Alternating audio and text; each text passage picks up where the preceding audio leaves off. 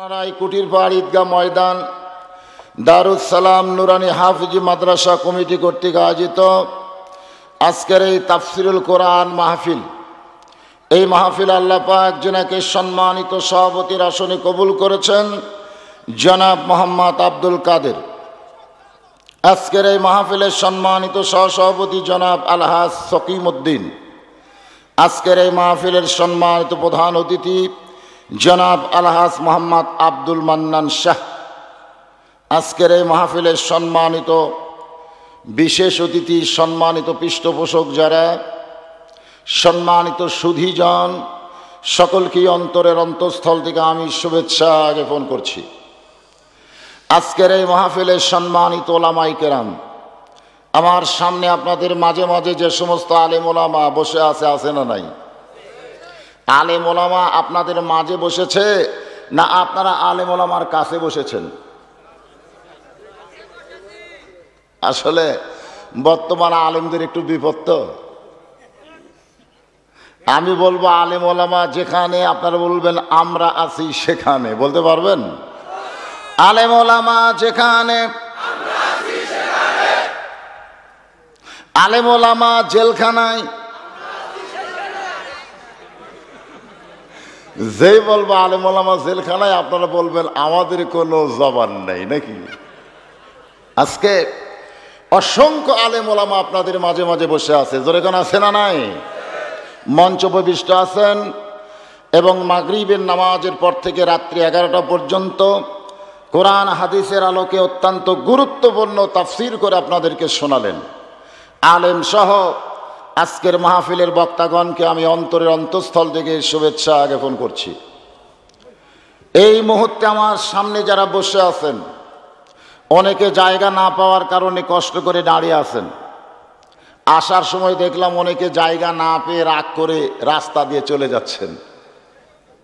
এত জনসমাবেশ, আল্লাহর বান্দা সুবহানাল্লাহ বলেন। আমার সামনে যারা বসে আছেন, দাঁড়িয়ে আছেন, আমি আমার অন্তরের অন্তঃস্থল থেকে আপনাদেরকে শুভেচ্ছা জ্ঞাপন করছি। পর্দার অন্তরালে যে সমস্ত মা বোনেরা অধীর আগ্রহে বসে বসে কোরআন এবং হাদিসের আলোচনা শুনতেছেন, আমি সম্মানিতা মা বোনদেরকে শুভেচ্ছা জ্ঞাপন করে, মনে হয় 2 বছর আগে ইপিজেডের কাছে যে বিশাল ময়দান, সেখানে আমি আইছিলাম। বৃষ্টি, জোরে কোন কি? আমি সেদিন আপনাদেরকে চিনেছি যে দীর্ঘক্ষণ বৃষ্টির মধ্যে ভিজে হলেও আপনারা আমার ওয়াজ শুনেছেন, জোরে কোন ঠিক কিনা? আজকে তো আর বৃষ্টি নাই, একটু রাত বেশি হয়ে গেছে। আমি আবার জানতে চাচ্ছি আপনারা সকলে কেমন আছেন? আলহামদুলিল্লাহি রাব্বিল আলামিন। যে আল্লাহ সুস্থ রেখে সুন্দর মন মানসিকতা দান করে এই জান্নাতের বাগানে কবুল করেছেন, আমরা সে আল্লাহর উপরে খুশি না বেজার? তাহলে জবান খুলে সমস্যারে সকলে বলবো রব্বানা লাকাল হামদ হামদান কাসীরান তাইয়িবান মুবারাকান ফিহি। আমরা দরুদ ও সালাম পেশ করব কার উপর? আল্লাহর উপর না। ইবাদতের মালিক হচ্ছে আল্লাহ, আর দরুদের মালিক হচ্ছে মুহাম্মাদুর। এমন একজন নবীকে আল্লাহ আমাদের জন্য প্রেরণ করেছিলেন, যিনি কিয়ামত পর্যন্ত, সুবহানাল্লাহ বলেন। অনেকের কাছে এরকম প্রশ্ন হয়, নবী আছে না গেছে? আপনাদের কাছে কি মনে হয়, আছে না গেছে? অনেকে নবীর ওফাত দিবস পালন করে, নবী মরে গেছে। আল্লাহ রাসূল যখন দুনিয়া থেকে বিদায় হলেন, তখন সাহাবীদের মধ্যেও কিন্তু 2 দল হয়েছিল, জোরে কোন ঠিক কিনা? আবু বকর রাদিয়াল্লাহু বললেন, আল্লাহ নবী দুনিয়া থেকে বিদায় নিছে, নবীকে দাফন করা লাগবে। ওমর ফারুক বললেন, কেউ যদি বলে রাসূল মারা গেছে, তার দেহ থাকবে কিন্তু মস্তক থাকবে না। একজন বললেন বিদায় নিছে, দাফন করব, তিনি হলেন 1 নম্বর। আর যিনি বললেন কেউ যদি বলে রাসূল মারা গেছে, তার দেহ থাকবে কিন্তু মাথা থাকবে না, তিনি কয় নম্বর? 2 জনের রাসূলের সাহাবী, সম্পর্কে 2 জনই নবীর শ্বশুর, জোরে কোন সুবহানাল্লাহ। এখন যদি আপনাদের বলা হয় যে আপনারা আবু বক্করের সঙ্গে থাকবেন না উমরের সঙ্গে থাকবেন? বুঝে শোনা কন। আসলে মানুষ তো না বুঝায় অনেক কিছু কয়। নরম নরম যারা ছিল তারা আবু বক্করের দলে যোগ দেয়া বলল, আবু বক্কর ভাই আপনিও যা আমরাও তাই। কারণ আল্লাহ রাসূল বলেছেন, আল্লাহর পরে কেউ যদি দুনিয়াতে সবচাইতে আমার আপন থাকে তার নাম হলো আবু বক্কর। গরম গরম সাহাবী আছে না নাই? এরা ওমর ফারুকের দলে যোগ দিয়ে বলতেছে, ওমর ফারুক ভাই আপনিও যা আমরাও তাই। কারণ রাসূল মরে গেছে এ কথা কোনোদিন বিশ্বাস করা যায় না। আগে ছিল 2 জন, এখন হয়েছে কয় দল? জোরে কোন কয় দল? না না, এখন কিন্তু 2 দল হয়ে গেছে। এক দল আবু বক্করের আর এক দল ওমরের। এমন সময় আবু যার গিফারি বললেন, আমরা আবু বক্করের দলেও যাব না, আমরা ওমর ফারুকের দলেও যাব না, আমরা যাব হযরত আলীর দরবারে। দল বাড়তেছে না কমতেছে? জোরে কোন বাড়তেছে না কমতেছে? কত দল বাংলাদেশে? জোরে কোন কত দল? হিসাব নাই। হাজার হাজার সাহাবী আবু যর গিফারির সঙ্গে করে হযরত আলীর দরবারে গিয়া তাকায় দেখে হযরত আলী দরবারে বসে আল্লাহর কোরআন তেলাওয়াত করতেছে। কি তেলাওয়াত করে? কোরআন পড়ে? কোরআন তেলাওয়াত করে, কোরআন পড়ে না। বাংলাদেশের মুসলমান কোরআন পড়ে কিন্তু তেলাওয়াত করে না। একটা লোক পেপার পড়ে বোঝার নিয়তে, ঠিক কিনা কোন? উপন্যাস পড়ে বোঝার নিয়তে, আর কোরআন পড়ে শুধুমাত্র সওয়াবের নিয়তে। আপনারা বলেন তো পৃথিবীর মধ্যে সবচাইতে দামি পড়ার নাম কি? খায়রুকুম মান তাআল্লামাল কোরআনা ওয়া আল্লামাহ। সবচাইতে সম্মানিত ব্যক্তি তারাই যারা আল্লাহর কোরআন শিখে এবং অপরকে শিক্ষা দেয়। সুবহানাল্লাহ কবেন না? অথচ পেপার পড়ে মাথা ঝোঁকায়। পড়া হলো কি বুঝতেছেন ভাই? সব বুঝেছি। 1 ঘন্টা পেপার পড়ে সব বুঝেছে। 1 ঘন্টা কোরআন পড়ে কোনো লোক যদি বাইরে আসে, জিজ্ঞাসা করা হলো কি পড়েছেন ভাই, কি বুঝলেন? কয় বুঝিনি, খালি পড়ছি সওয়াবের নিয়তে। আপনারা বলেন এই কোরআন শুধু সওয়াবের নিয়তে আল্লাহ পাঠাইছে? জোরে বলেন পাঠাইছে? সবচাইতে বড় পাপ হলো কোরআন না বোঝার নিয়তে পড়া। সবচাইতে বড় পাপ। এত দামি একটা কিতাব আল্লাহ দিল, অথচ আপনি পড়বেন ঠিকই বুঝবেন না, এটা বড় পাপ হবে। জোরে কোন কথা ঠিক কিনা? হ্যাঁ, মাদ্রাসায় যদি শিক্ষার জন্য পড়েন সেটা ভিন্ন কথা। আপনি শিখেন নাই তখন পড়েন, প্রতি অক্ষরে 10 নেকি পাবেন। কিন্তু সারা জীবন খালি পড়েই যাবেন কিন্তু কোরআন কি বলে এটা বুঝবেন না, এটা মস্ত বড় পাপ হবে। জোরে কোন কথা ঠিক কিনা? যেটা আমাদের বাংলাদেশে চলতেছে। সারা জীবন বেটা কোরআন পড়ে নাই, মরার পরে ওর লাশের কাছে মৌলবি মুন্সিরা 3 খতম কোরআন পড়ে কয় রব্বানা যালামনা। আল্লাহ কয় যতই দোয়া করো কবুল হবে না। কারণ মানুষ মরে গেলে কোরআন খতম দেওয়ার জন্য দুনিয়াতে প্রেরণ করা হয় নাই। মরা মানুষের জন্য কোরআন না, কোরআন হলো জীবন্ত মানুষের জন্য। জোরে কোন কথা ঠিক কিনা? যেই লোকটা সারা জীবন কোরআন পড়ে নাই, ওর লাশের কাছে কোরআন খতম যারা দেয় এদেরকে আল্লাহ আটকায় দিবে। জোরে কোন কথা ঠিক কিনা? ইয়ার কি মারার জিনিস কোরআন নয়। ভাইজান, হযরত আলী কোরআন তেলাওয়াত করতেছে। আবু যর গিফারি বলে, আলী ভাই খামাখা কোরআন তেলাওয়াত করে কোনো লাভ নাই। খামাখা কোরআন তেলাওয়াত করে আপনি কি করবেন? কারণ বাহিরে নবী নিয়ে গন্ডগোল শুরু হয়েছে। যেই নবীর উপরে আল্লাহ কোরআন নাজিল করেছে সেই নবী নিয়ে গন্ডগোল চলতেছে। একদল বলতেছে নবী মারা গেছে, দাফন করব, আর একদল বলতেছে নবী ঘুমের মধ্যে আছে। ওমর ফারুকের দল বলতেছে নবী ঘুমের মধ্যে আছে, আর আবু বকরের দল বলছে নবী মারা গেছে, দাফন করা লাগবে। আর আপনি খামাখা কোরআন পড়ে লাভ নাই।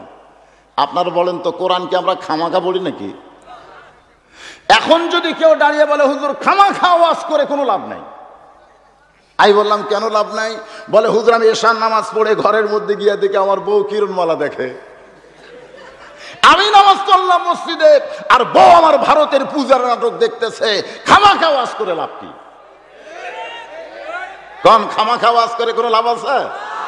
আজকে বাংলার প্রত্যেকটা মুজাহিদ স্বামীদের বলবো, ঘরের মধ্যে আল্লাহর কোরআন থাকবে, সেই ঘরে টিভি থাকবে, সেই ঘরে স্টার জলসা জি বাংলা চলবে, আর ভারতের পূজার বাদ্য বাজবে। ওই ঘরে কোরআন থুয়ে কোনো লাভ নাই, কারণ কোরআন সমস্ত ময়লা পরিষ্কার করবে। জোরে কার কথা ঠিক কিনা? আজকে বছর অন্তর একটা কোরআনের মাহফিল দিয়ে হাজার হাজার লোক জড়ো কইরা কোরআনের সঙ্গে ঠাট্টা করা ছাড়ার কিছু না। জোরে কার কথা ঠিক কিনা? আসুন, কোরআনের 114টি সূরার মধ্যে একটা সূরার নাম হলো সূরা মুলক। সেই সূরা থেকে আমি আপনাদের সামনে দুটো আয়াত তেলাওয়াত করেছি। আজকে শুনে নেন। ওই কাফের বেঈমানের বাচ্চারা বলে ইসলামে কোনো রাজনীতি নাই। রাজনীতি যদি না থাকে তাহলে কোরআনের সূরা মুলক বাদ দিতে হবে। ধরে কোন ঠিক কিনা ভাই? আল্লাহর বান্দারা, হযরত আলী চমকে গিয়ে বলে, আবু যর গিফারি তুমি কি বলতে চাও? আবু যর গিফারি বলে, হযরত আলী ভাই, খামাকা কোরআন তেলাওয়াত করে কোনো লাভ নাই, কারণ উমর আর আবু বকরের মধ্যে জ্ঞান জাম লাগছে। জোরে কোন কি লাগছে? আপনার কাছে আমরা সমাধার জন্য আইলাম, আপনি বলে দেন আমরা আবু বকরের দলে যোগ দিব না ওমর ফারুকের দলে যোগ দেব। সঙ্গে সঙ্গে হযরত আলী কোরআন পড়া বন্ধ করলেন। কি পড়া বন্ধ করলেন? কোরআন পড়া বন্ধ করে বললেন, চলো যাই, চলো যাই। আবু যর গিফারি বলতেছে, কার দলে যাবেন? আবু বকরের দলে না উমরের দলে? হযরত আলী বলতেছেন, প্রকৃত মুসলমান যারা হবে তারা কোনো মানুষের দল করতে পারবে না, কেবলমাত্র দল করতে হবে কার? আরো জোরে বলেন, কার? হযরত আলী বুঝাই দিলেন, আবু বকরের দল করা জায়েজ নাই, উমরের দল করা জায়েজ নাই। মানুষের দল মানুষ করতে পারে না। জোরে কোন কথা ঠিক কি না? দল করতে হবে কার? সমস্ত সাহাবীরা বলে, তাহলে আপনি আমাদের নিয়ে কোথায় যাবেন? আলী বলতেছে, এমন একটা জায়গায় যাব যেখানে গেলে তোমরা মীমাংসা পাবে। আপনারা বলেন তো, মীমাংসার দরকার আছে না নাই? মসজিদে মুয়াজ্জিন আজান দিলে আওয়ামী লীগের মধ্যে যারা নামাজ পড়ে ওদের কি ভিন্ন মসজিদ আছে? বিএনপির মধ্যে যারা নামাজ পড়ে এদের কি ভিন্ন মসজিদ আছে? যুদ্ধ অপরাধী জামাত ইসলাম যারা নামাজ পড়ে এদের কি ভিন্ন মসজিদ আছে নাকি? তাবলিগ পীর মুরিদির জন্য আলাদা কোনো মসজিদ আছে? মুয়াজ্জিন একজন আজান দিল, আওয়ামী লীগের মধ্যে যারা নামাজ পড়ে ওরাও মসজিদ থেকে রওনা দিল। জোরে কোন ঠিক কিনা? বিএনপি, জামাত, জাতীয় পার্টি যারাই নামাজ পড়ে তারা মসজিদের মধ্যে ঢুকতেছে। আপনারা বলেন তো, আওয়ামী লীগ কোন পায়ে ঢোকে? বিএনপি কোন পায়ে? জামাত কোন পায়ে? তাবলিগ কোন পায়ে? এক এক দলের জন্য এক এক দোয়া না সব দলের এক দোয়া? আওয়ামী লীগ ক্ষমতায় আছে বলে সামনে কাতার, বিএনপি বড় দল বলে দ্বিতীয় কাতার, জামাত ইসলাম যুদ্ধ অপরাধী তৃতীয় কাতার, আর জাতীয় পার্টি কখন কি যে কয় এর জন্য 4 নম্বর কাতার নাকি? এইরকম কোন মসজিদ আপনারা দেখছেন? বরং আওয়ামী লীগের কাছে বিএনপি, বিএনপির কাছে জামাত, জামাতের কাছে জাতীয় পার্টি। কোন সময় আওয়ামী লীগ যদি 4 আঙ্গুল সামনে যায়, জামাত ইসলাম টান দেয় বলে লাইন তাই। জোরে খান কথা ঠিক কিনা? আজ পর্যন্ত কোন আওয়ামী লীগ কি ঘুতা মারছে তুই যুদ্ধ অপরাধী তুই আমার টানিস কেন? কারণ আওয়ামী লীগও জানে, বিএনপিও জানে, জামাতও জানে, সমস্ত দল জানে মসজিদ আল্লাহর ঘর, এখানে কোনো রাজনীতি চলবে না, সকলকে একমতে থাকতে হবে। জোরে খান কথা ঠিক কিনা? আপনারা বলেন তো, মসজিদের মধ্যে এক দল আর বাইরে 14 দল আর 20 দল, এটা কেন? এইটা আমাদের জানতে হবে আল্লাহর কোরআন থেকে। জোরে কোন কথা ঠিক কিনা? কারণ অনুনাজ্জিলু মিনাল কোরআনি মা হুয়া শিফাউ ওয়া রাহমাতুল লিল মুমিনিন। এর বাংলা স্লোগান আছে, আমি যেই দিব আপনারা ওয়া শুনবেন কি শুনবেন না এটা আমি বুঝবার পাবো। সব সমস্যার সমাধান। বিশ্বাস করেন, আমাদের কাহালুর 2 মেয়ে মানুষ ঝগড়া করলে 1 টাকা ধরে শোনা যায়। হাই রে, আমাকে বগুড়ার মেয়ে মানুষের গলা ভাই, ঝগড়া করলে কোয়ার্টার কিলো দূর থেকে শোনা যায়, আর এতগুলো মরদ মানুষ। হায় হায়, আপনাকে মুগত কি কেউ লাগাম মারছে নাকি? জোরেখান মারছে। আজকে বাংলাদেশের হক স্লোগান দিবার চায় না, আজে বাজে স্লোগান মারে। কোরআনের পক্ষে স্লোগান দিবেন, আমি যেই বলবো সব সমস্যার সমাধান, আপনারা বলবেন দিতে পারে আল কোরআন। বলতে পারবেন? সব সমস্যার সমাধান। এখানে ফেরেশতাই চমকে উঠছে, এত জোরে স্লোগান দিচ্ছেন, ফেরেশতা চমকে উঠে আল্লাহকে বলে, আল্লাহ, নীলফামারীর জায়গার নাম হলো সোনারাই কুটির পাড়ে তোমার হাজার হাজার বান্দারা তোমার কোরআনকে সব সমস্যার সমাধান ঘোষণা করেছে। আল্লাহ বলবেন ফেরেশতারা তোমরা সাক্ষী থাকো, যারা আমার কোরআনকে সব সমস্যার সমাধান স্লোগান দিল তাদের নামগুলো আমি জান্নাতের খাতায় লিস্টি করে নিলাম। একটা স্লোগান দিয়ে মানুষ জান্নাতে যাবার পারে কি পারে না? জোরে কোন পারে কি পারে না? যদি স্লোগানটা হক হয়। হযরত আলীর সামনে সামনে, পিছনে হাজার হাজার সাহাবী রাস্তা নিয়েছে, কারণ আলী বলতেছে এমন একটা জায়গায় তোমাদের নিয়ে যাব যে জায়গায় গেলে তোমরা মীমাংসা পাবে। নবী দাফন হবে না ডাক দিলে ঘুম থেকে চেতন পাবে, আবু বকর ঠিক আছে না ওমর ঠিক আছে, এর একটা মীমাংসার দরকার আছে না নাই? আল্লাহ নবী যে ঘরে, সেই ঘরটা হলো মা আয়েশার ঘর। জোরে বলেন কার ঘর? নবী যেই ঘরে বর্তমানে আছে সেই ঘরটাও কিন্তু মা আয়েশার ঘর। এই জন্য বলা হয় রওজা শরীফ হুজরাখানা হলো মা আয়েশার। সুবহানাল্লাহ কান। আপনারা বলেন তো নবী কি মদিনায় মরে আছে? একটা গজল আছে আমাদের বগুড়াতে, আপনার এলাকায় আছে কিনা?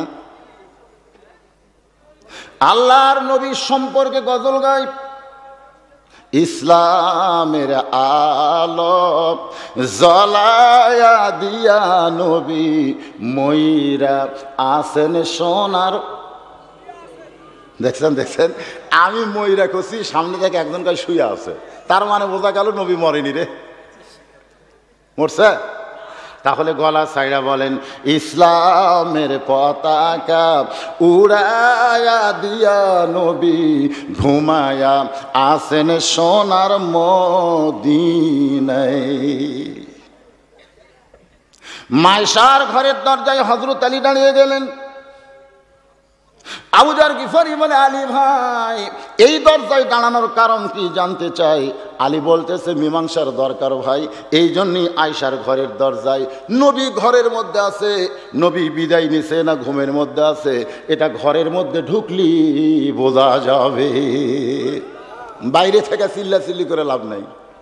তোমরা যারা বড় ইসলামের রাজনীতি নাই, তোমরা আসো আল্লাহর কোরআনের ভিতরে। জোরে কোন কথা ঠিক কিনা? বাইরে থেকে গলা বাঁধাও কেন? আল্লাহর কোরআনে আসো। তাবারাকাল্লাযী বিয়াদিহিল মুলক ওয়া হুয়া আলা কুল্লি শাইইন কাদির।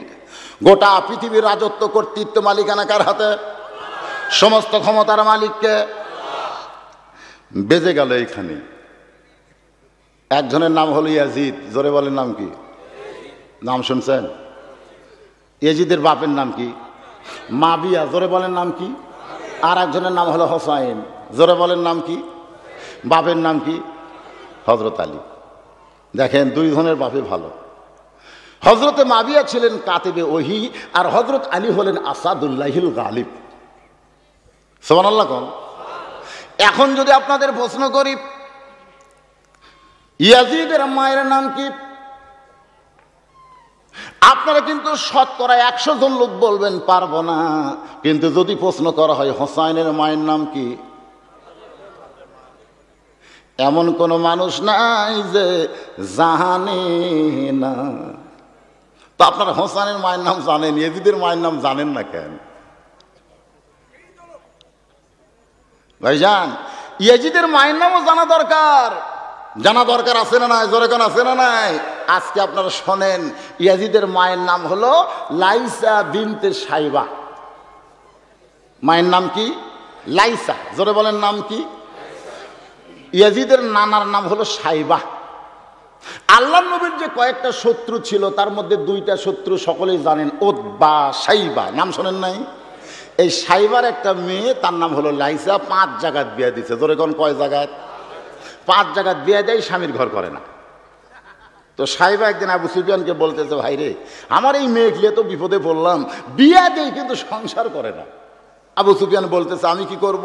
বলে তোমার কাছে দুঃখের ঘটনা বলার কারণ হলো তোমার একটা ছেলে আছে মাবিয়া, এই মাবিয়ার সঙ্গে যদি সাইবার লাইসার বিয়া হয় তাহলে তোমাকে মোটা অঙ্কের টাকা দিব।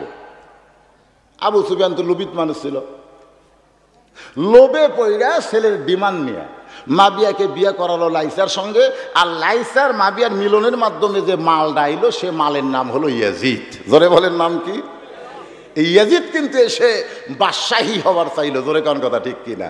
আপনারা বলেন তো বাদশাকে? আরো জোরে কোন বাদশাকে?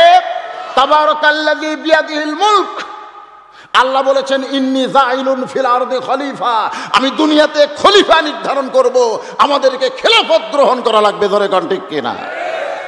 কিন্তু না, খেলাফতকে বাদ দিয়ে উনি বাদশাহ হবেন। উনি কি হবেন? হোসেন রাদিয়াল্লাহকে বললেন যে তোমার কোনো টেনশন নাই, তুমি মসজিদের ইমামতি করবা আর আমি রাষ্ট্রপতি হব, যত ফতুয়া মতুয়া মিলাদ টিলাদ যা আছে সব তোমার কাম, আর রাষ্ট্রের যত কাম সব করবো আমি ইয়াজিদ। হোসেন রাদিয়াল্লাহু বললেন ইসলামে দুই নেতা হওয়া চলবে না, যিনি রাষ্ট্রপতি তাকেই ইমামতি করা লাগবে। জোরে কোন ঠিক কিনা? ইয়াজিদ বলল না, টুপি মাথার দিলে আমার মাথা গরম হয়, দাড়ি রাখলে আমার শরম লাগে, এগুলো আমি পারবো না। আজ আমাদের বাংলাদেশে ইয়াজিদি মার্কা শাসন চলতেছে। জোরে কোন কথা ঠিক কিনা? যারা ক্ষমতায় থাকবে তারা আল্লাহ রাসূলকে দরুদ পড়বে, নবীর প্রতি দরুদ পড়ি, নবীর সালাম করি মসজিদের ভিতরে, কিন্তু নবীর সমাজ গড়ার কাজে ওদের দ্বন্দ্ব মনে বাজে। আল্লাহর বান্দার একটু খেয়াল করবেন। আমার আল্লাহ ঘোষণা করলেন গোটা পৃথিবীর রাজত্ব কর্তৃত্ব মালিকানা একমাত্র কার হাতে? জোরে বলা লাগবে, সমস্ত ক্ষমতার মালিককে। আল্লাহ বললেন আল্লাযী খলাকাল মাউতা ওয়াল হায়াতা লিয়াবলুয়াকুম আইয়ুকুম আহসানু আমালা। আমি আল্লাহ তাআলা মৃত্যু আর জীবনকে সৃষ্টি করেছি, কেউ বাঁচাতে পারবে না যতই নিরাপত্তা দেখ। আল্লাহ যদি মারে, জোরে কোন ঠিক কিনা? আপনারা বলেন তো, গোটা পৃথিবী শাসন করছে কয়জন? 4 জন ব্যক্তি গোটা পৃথিবীর শাসন করছে, তার মধ্যে একজনের নাম হলো নমরুদ। জোরে বলেন নাম কি? ওই নমরুদের নাকের ভিতরে দিয়ে যখন মাথার মধ্যে ন্যাংড়া মশা ঢুকলো, ওই নমরুদ কিন্তু নিরাপত্তা কর্মী বাহিনী ঠিক করলো। জোরে কোন ঠিক কিনা? তোরা শুধু আমার মাথার বাড়াবি, মশা কামলায় না, বাজানরে নিরাপত্তা কর্মী কিন্তু নমরুদের মাথায় বাড়ি দেয়। যতক্ষণ বাড়ি দেয় ততক্ষণ মশা কামড় বন্ধ করে। এক সময় নিরাপত্তা কর্মীর একজন বউ এসে বলতে, স্বামী গো কি চাকরি পাইলা, তুমি তো নমরুদ ছাড়ো না? বলে নমরুদ আমাকে বেতন দেয়, আমি নমরুদ ছাড়বো না। বউ বলে তাহলে তোমার ঘরে আমি থাকবো না। বাজান গো, বউ বাদ দিয়ে শুধু নমরুদকে নিরাপত্তা দেয়। এক সময় আল্লাহ নিরাপত্তা কর্মীর মনে বিগড়ে দিয়ে বলতেছে, সারা জীবন শুধু জুতা দিয়ে মাথার বাড়াবি, তোর কি সংসার নাই? এমন একটা বাড়ি মার, এমন একটা বাড়ি মার, নিরাপত্তা কর্মীর মনটা বিগড়ে যায়। এমন বাড়ি মারছে ভাই, নমরুদের মাথা ফাটা মশা বার হয়ে যায়। সালাম দেয়া বলে তুইও বাঁচবি, আমারেও বাঁচাই দিলি। তাই বলবো কোন নিরাপত্তা কর্মী দিয়া তুমি দুনিয়াতে বাঁচতে পারবা না, কারণ এমন ভাবে আল্লাহ নিরাপত্তা কর্মীরও মন বিগড়াই দিবার পারে, তোমার মরণ থেকে কেউ তোমাকে বাঁচাতে পারবে না। সমস্ত ক্ষমতার মালিক কে? বিশ্বাস করা লাগবে। বিশ্বাস করার দরকার আছে না? না হ্যাং করেঙ্গে ত্যাং করেঙ্গে, একেবারে সেই রকম গরম। আমাকে চিনিস, আমি কার দল করি? আগামীকাল সকাল 10টায় তোর হাত পাও ভাঙবো রে। ক্ষমতা বান্ধিয়া দিছি, যা লেখা নেই, সময় বান্ধা দিছে, সকাল 10টায় হাত পাও ভাঙবে। লোকটা বাড়ির যা কান্দে, বউ বলে কান্দো কেন? বলে সকাল 10টায় যা হাত পাও ভাঙবে। বউ বলতেছে দেশে কি বিচার নাই? চেয়ারম্যান আছে, মেম্বার আছে, তাদেরকে বিচার দাও। কেবল সন্ধ্যা বাজে, সকাল 10টা অনেক বাকি আছে, বিচার দাও। স্বামী খালি মুসকে মুসকে হাসার বলে, বউ রে তুই কি বদরুল রশিদের ওয়াজ শুনিসনি? বলে বদরুল রশিদ আবার কি ওয়াজ করছে? বলে 3 বছর আম বাগানে চাষ করে বাগানের মালিক দেখতে গেছে জ্যৈষ্ঠ মাসে আম পাকছে কিনা। যায় দেখে ছোট্ট একটা ছেলে গাছের ডালে বসে পাকা আম পাড়তেছে আর ব্যাগের মধ্যে তুলতেছে। বাগানের মালিক বলে আমি খাইনি, আমার বিবি বাচ্চা কেউ খাই নাই, আর তুই আমার কাছে তোর আম পাড়তেছিস, তোর বাপক যা বিচার দিব। ছেলে খালি মুসকে মুসকে হাসে। বাগানের মালিক বলে হাসিস কেন? বলে হাসার কারণ হলো বাপক গিয়া বিচার দেওয়া লাগবে না, আমার বাবাও আর এক গাছত চড়ছে। বাগানের মালিক তাকায় দেখে সত্যিই তাই, ওর বাপ খালি আম পাড়ে আর বস্তা ভরায়। গাছের নিচে বসে বলে আল্লাহ বিচার দিব কার কাছে? বেটাও চোর, বাপও চোর। ধরে কোন কথা ঠিক কিনা? বর্তমানে আমাদের সমাজের অবস্থা কি হয়ে গেছে? বিচার দিবেন কার কাছে? জোরে কোন কথা ঠিক কিনা? তাই বলে কি বিচারক নাই? আছে। আল্লাযী খলাকাল মাউতা ওয়াল হায়াতা লিয়াবলুয়াকুম আইয়ুকুম আহসানু আমালান ওয়া হুয়াল আজিজুল গফুর। জোরে কোন সুবহানাল্লাহ। আবু বকর এসে বলতেছে, আলী ভাই এত দেরি তুমি কেন করলে? সেই নবী কখন দুনিয়া থেকে বিদায় নিয়েছে, নবীকে দাফন করা লাগবে। কিন্তু উমর ফারুক এমন একটা দল গঠন করছে, ভাই আমি আবু বকর তো সেখানে আসতে বড় ভয় পাই। আলী তুমি যদি আমার সঙ্গে থাকো তাহলে দুনিয়ার কোন উমর বাধা দিবার পারবে? উমর ফারুক এসে বলে, আলী রে, আবু বকরের কথা খবরদার বিশ্বাস করো না, নবী কোনোদিন মরবার পারে না, নবী ঘুমের মধ্যে আছে, ঠিক মতো ডাক দেয়নি বলে নবী চেতন পায় না। হযরত আলী দুইজনের হাত ধরে বলতেছে, আপনারা 1 নম্বর 2 নম্বর যদি গন্ডগোল করেন তাহলে সাধারণ মানুষ পড়বে বড় বেকায়দায়। আজকে আমাদের বাংলাদেশে এই আলেম ওলামারা গন্ডগোল গ্যাঞ্জাম করার কারণে, ফিতনা বাঁধানোর কারণে আজকে আমাদের বাংলাদেশের এমন অবস্থা হয়েছে, জোরে কোন ঠিক কিনা ভাই? আলী বলতেছে আপনি হলেন 1 নম্বর, আর উমরকে বলতেছে আপনি 2 নম্বর। আপনারাই দুইজন যদি নবী নিয়ে জ্ঞানজাম করেন তো সাধারণ সাহাবীরা তো বেকায়দা পড়ে যাবে। আবু বকর বলে, আলী তুমি কি বলবার চাও? উমরও বলতেছে, আলী তুমি কি বলবার চাও? বলে, আমি কি বলবো, দরজা খোলো। ঘরের দরজা খুলে ঘরের মধ্যে যায়, দেখো তো নবী বিদায় নিছে না ঘুমের মধ্যে আছে, এটা দেখা দরকার, না দেখা জ্ঞানজাম করা যাবে না। জোরে কোন কথা ঠিক কি না? উদখুলু ফিসসিলমি কাফা, পুরাপুরি ইসলামের মধ্যে আগে ঢুকো। সামান্য ঢুকাই কয় জিকির ছাড়া বাঁচার বুদ্ধি নাই, আর একজন সামান্য ঢুকাই কয় খালি বয়ানের ফজিলতের ওয়াজ করে, আর একজন এক সাইডে ঢোকে। ওই যে কানা 6 কানা দেখবার গেছে হাতি, কানা হাতি দেখে 6 জন এসে গল্প করতেছে গাছের তলায়, হাতি কেমন? একজন বলতেছে হাতি কুলার মতন ভাই, ওই কান ধরছে। আর একজন, এই কানা তুই কি দেখছিস করে? হাতি হলো থমের মতন, ওই পাও ধরছে। আর একজন হাতির লেজ ধরা, তোর একটাও ঠিক না, হাতি হলো দড়ির মতন।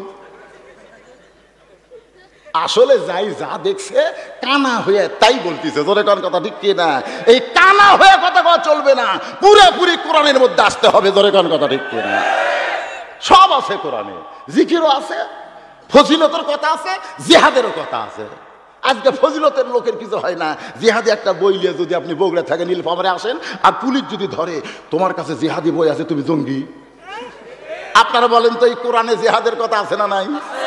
এইভাবে যদি এই দেশ চলতে থাকে কিছুদিন পরে মুসলমানের কাছে আরবি কোনো কিতাব কোরআনও রাখতে দিবে না। জোরে কোন কথা ঠিক না? এর থেকে আমাদের বাঁচার দরকার আছে না নাই? হ্যাঁ, বাঁচতে গেলে সূরা মুলকের এই 2টা আয়াতের তাফসীর শোনা লাগবে, খালি ওয়াজ শুনলে হবে না। রাজি আছেন ভাইজান? রাত তুলে দিচ্ছেন 11টা, কি ওয়াজ করি? একটু মনোযোগ দিয়ে কথাগুলো শুনবেন। হযরত আলী বলতেছেন ঘরের মধ্যে ঢুকতে হবে, উমর ফারুক বলতেছে ঘরের মধ্যে কে ঢুকবে? হাজার হাজার সাহাবী তারা সকলে দাঁড়িয়ে আছে, তাহলে আয়েশার ঘরের মধ্যে কে ঢুকবে? হযরত আলী বলতেছেন ঘরের মালিক যাকে ঢোকার পারমিশন দিবে তিনি ঘরের মধ্যে ঢুকতে পারবে। এই ঘরের মালিকের নাম হলো আয়েশা। জোরে বলেন নাম কি? হযরত আলী বললেন মা। নবীর বিবিদেরকে আমরা বলবো মা। জোরে বলেন কি বলবো? হযরত আলী বললেন মা, নবী নিয়ে বাইরে গন্ডগোল চলতেছে, মা আপনি একটু তদন্তের জন্য ঘরের দরজা খুলবেন। শুধু তদন্ত করা হবে, নবী দুনিয়া থেকে বিদায় নিচ্ছে না ঘুমের মধ্যে আছে, এই তদন্তের জন্য আপনি একটু দরজা খুলে তাকে পারমিশন দিবেন, তিনি ঘরের মধ্যে ঢুকবে। এমন সময় মা আয়েশা ঘরের ভিতর থেকে বলতেছেন নবীর মাদ্রাসার 1 নম্বর ছাত্র যিনি, তদন্তের দায়িত্ব পাবেন তিনি। আপনারা বলেন তো মা আয়েশা কারো নাম ধরছে নাকি? যদি বলতো আমার বাপ, তখন উমর ফারুক বলতো ঠিক আছে তো, মেয়ে মানুষ বাপের দিকেই থাকে। কিন্তু মা আয়েশা এখানে হিকমত অবলম্বন করলেন, উদউ ইলা সাবিলি রাব্বিকা বিল হিকমা। জোরে কোন ঠিক কি না? বর্তমান যে অবস্থা চলতেছে, আমরা বক্তারা সরাসরি বলবার না পারলে তাই বলে হক কথা বলবো না, এটা ঠিক না। হিকমত অবলম্বন করে বলা লাগবে। জোরে কোন কথা ঠিক কি না? মা আয়েশা হিকমত অবলম্বন করে বললেন নবীর মাদ্রাসার 1 নম্বর ছাত্র যিনি, তদন্তের দায়িত্ব পাবেন তিনি। সমস্ত সাহাবীরা বুঝতে পারলেন 1 নম্বরের নাম হলো আবু বকর। নাম ক লাগছে? আপনারা বলেন তো নবীর মাদ্রাসার 1 নম্বরকে? আরো জোরে গান। কারণ নবীকে সবচাইতে বেশি চেনে কে? তাহলে তদন্তর দায়িত্ব তো আজকে একজনকে দিলে হবে না। আজকে মৌলবি, জিএমবি না জঙ্গি, তুমি যাকে তাকে তদন্তের দায়িত্ব দিলে চলবে না।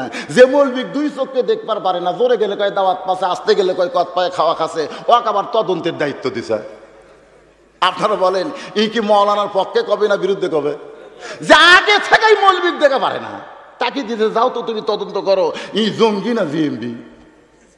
তদন্তের রিপোর্ট কি মৌলবির পক্ষে পড়বে? কথা কন না কেন পড়বে? বাংলাদেশে তদন্তের নামে যে খেলা চলতেছে, ধরে কোন কথা ঠিক কিনা?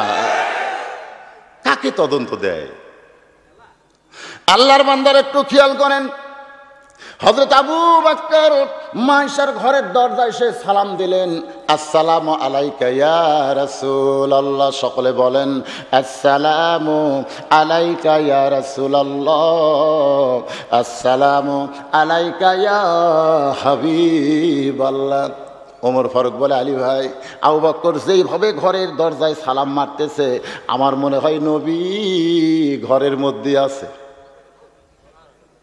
বিদায় লাইনি, এটা বিদায়ের সালাম লয়তো। কিভাবে সালাম দিচ্ছে? এখনো যারা হজ করতে যায় নবী রওজার পাশে দাঁড়িয়ে সালাম দেয়, আসসালামু আলাইকা ইয়া রাসূলুল্লাহ, আসসালামু আলাইকা ইয়া হাবিবাল্লাহ। আবু বকর এমন ভাবে দরজায় সালাম দিছে, মায়েশা আস্তে করে ঘরের দরজা খুলে দেয়। হযরত আবু বকর ঘরের মধ্যে যখনই ঢুকছে, মায়েশা ঘরের দরজা বন্ধ করে বলে, বাবা, ও বাবা, আপনি ঘরের মধ্যে কেন ঢুকলেন? আবু বকর বলে, আয়েশা রে, বাইরে হাজার হাজার সাহাবীরা দাঁড়িয়ে আছে, নবী দুনিয়া থেকে বিদায় নিছে, নবীকে দাফন করা লাগবে, এই জন্যই তদন্তের নিয়ত আমি ঘরে ঢুকলাম তোমার হুকুমে। আয়েশা বলতেছে, বাবা, আমি আপনাকে বলবো, আপনি কি আল্লাহর কোরআনকে দাফন করতে পারবেন? আপনি কি আল্লাহর কোরআনকে দাফন করতে পারবেন? আবু বকর চমকে গিয়ে বলে, আয়েশা, আল্লাহর কোরআনকে কোনোদিন দাফন করা যায়? আয়েশা বলতেছে, বাবা, আল্লাহর কোরআনকে যদি দাফন করা না যায়, তাহলে নবীকেও দাফন করতে পারবেন না। আজকে আপনি শুনে নেন, আমি আয়েশা বলতেছি, আল্লাহর কোরআনও যেমন, আল্লাহর নবীও তেমন। আবু বকর ঘরের মধ্যে ঢুকে চমকে উঠছে। আয়েশা কয় কি রে? আবু বকর বলে, মা, তুমি কি উমরের দলে যোগ দিলে নাকি? আয়েশা বলতেছে, বাবা, আল্লাহর নবীকে তদন্ত করার আগে আমার 3টা প্রশ্নের উত্তর দেওয়া লাগবে। 1 নম্বর প্রশ্ন হলো, আপনি আমাকে কার সঙ্গে বিয়ে দিছেন? 1 নম্বর প্রশ্ন, আপনি আমাকে বিয়ে দিছেন কার সঙ্গে? 2 নম্বর প্রশ্ন হলো, কয় বছর বয়সে আপনি আমাকে বিয়ে দিছেন? আর 3 নম্বর প্রশ্ন হলো, বিয়ে আমার জন্য দিছে না আপনার জন্য দিয়েছে? কথাটা খেয়াল করবেন। প্রশ্ন কয়টা? খুব খেয়াল করবেন, প্রত্যেকটি প্রশ্ন কিন্তু গুরুত্ব আছে, যেরকম আছে না নাই। 1 নম্বর প্রশ্ন হলো, আমার আয়েশাকে আপনি কার সঙ্গে বিয়ে দিছেন? 2 নম্বর প্রশ্ন হলো, কয় বছর বয়সে আয়েশাকে বিয়ে দিচ্ছেন? 3 নম্বর প্রশ্ন হলো, বিয়েটা আমার জন্যে না আপনার জন্যে দিচ্ছেন? কারণ 6 বছর বয়সে কোনো মেয়েকে যখন বিয়ে দেয়, ওই বিয়েটা কিন্তু মেয়ের জন্য হয় না, কারণ 6 বছর মেয়ে কোনোদিন স্বামীর সংসার করতে পারে না। তাহলে 6 বছর বয়সে ছোট্ট একটা বাচ্চাকে আপনি নবীর সঙ্গে কেন বিয়ে দিলেন, কি কারণে বিয়ে দিলেন, এই উত্তরগুলো না দিয়া আপনি তদন্তে 1 পা দিতে পারবেন না। আবু বকর বলে, আয়েশা রে, বাহিরে হাজার হাজার সাহাবী দাঁড়িয়ে আছে, নবীর ব্যাপারে তুমি আর এমন করে বলো না মা। আয়েশা বলতেছে, বাবা, তাহলে তদন্তের রিপোর্ট আপনি ঠিক মতো দিবার পারবেন না। তদন্তের রিপোর্ট যদি দিবার চান, তাহলে আপনি বলেন 6 বছর বয়সে আমাকে কেন বিয়ে দিলেন নবীর সঙ্গে?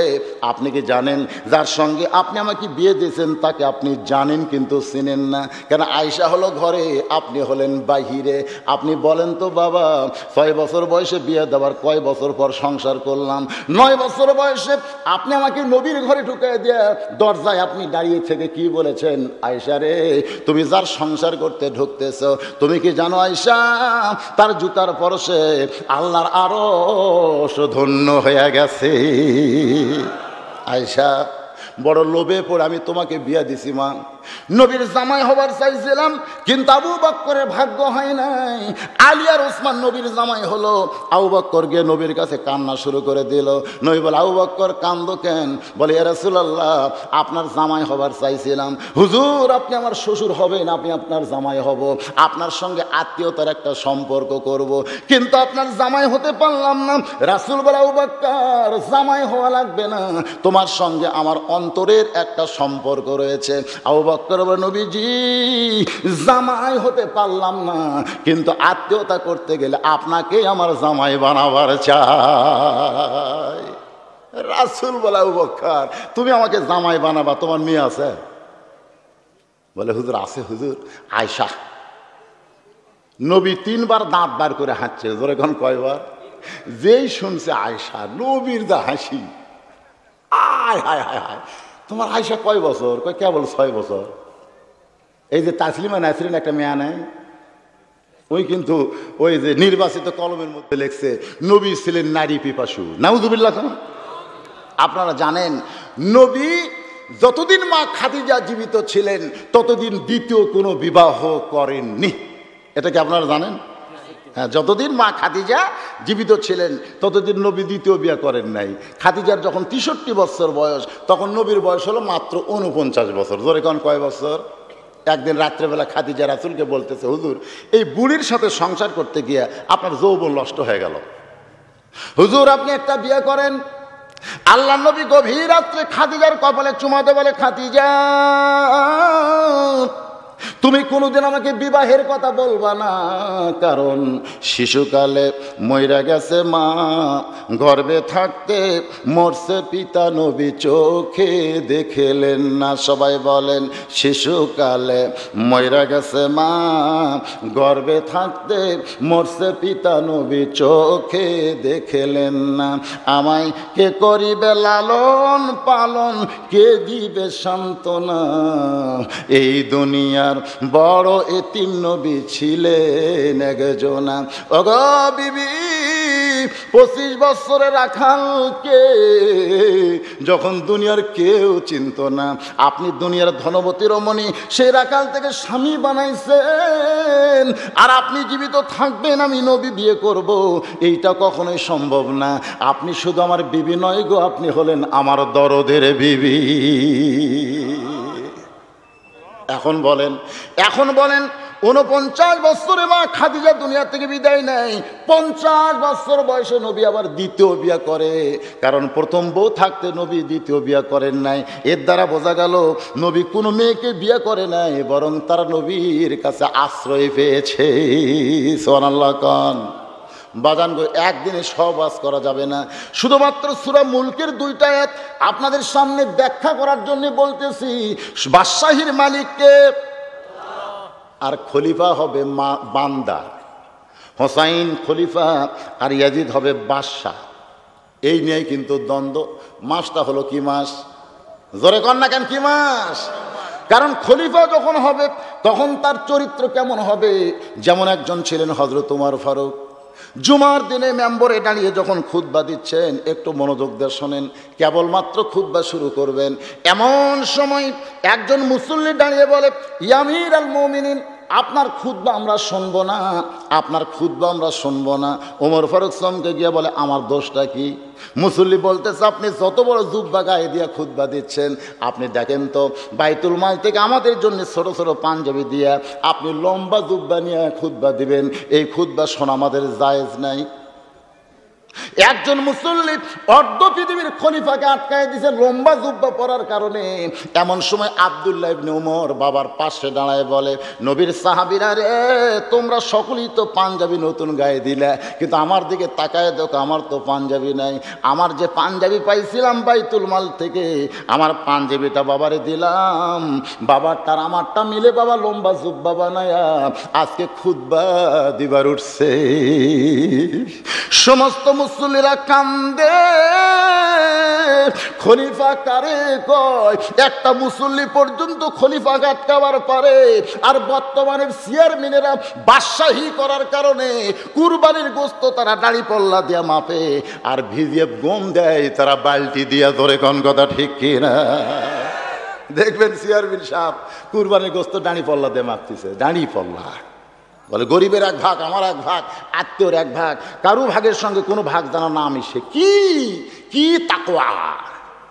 আবার ইউনিয়ন পরিষদের গম মাপতেছে বালতি দিয়ে, পাওয়ার কথা 10 কেজি পায় 8 শের।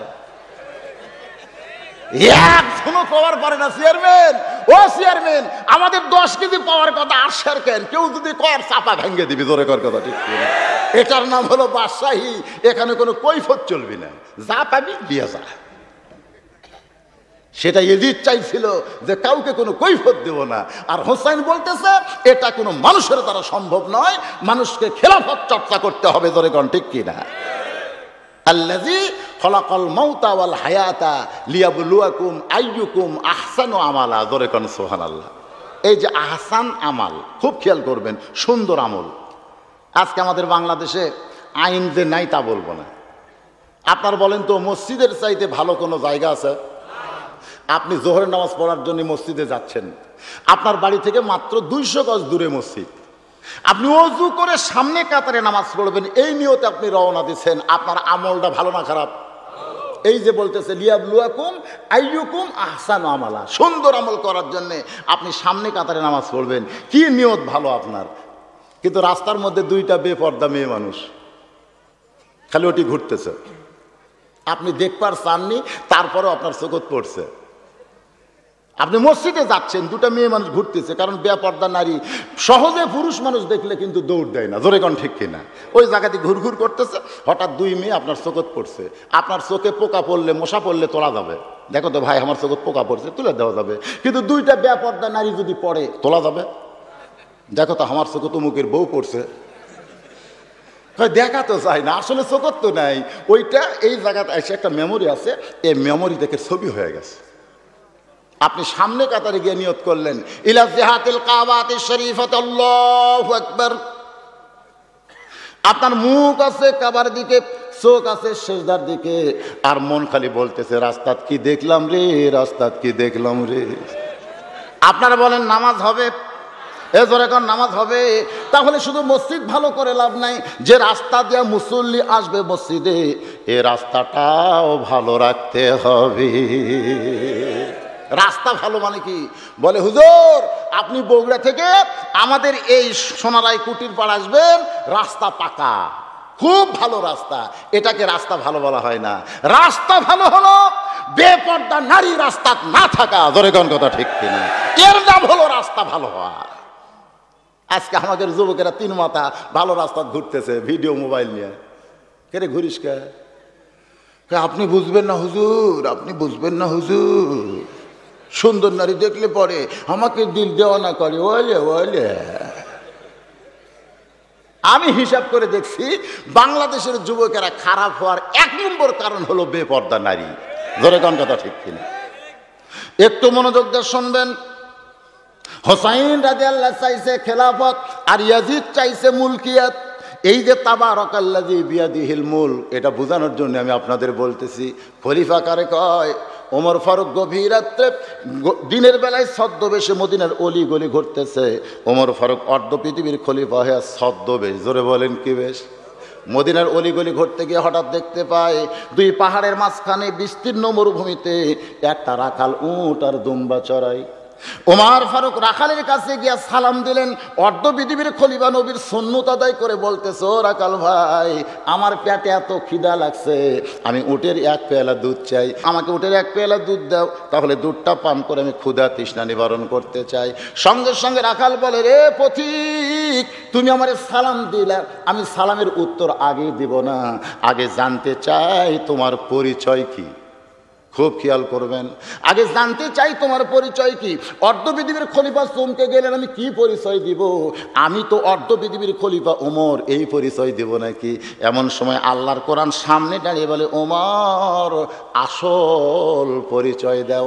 আসল পরিচয় হলো মিল্লাতা আবিকুম ইব্রাহিম হুয়া সাম্মাকুমুল মুসলিমিন। সুবহানাল্লাহ। ওমর ফারুক বলে, রাখাল ভাই, আমার আসল পরিচয় হলো আমি মুসলমান। রাখাল বলতেছে, আসল না নকল? উমর ফারুক চমকে উঠছে।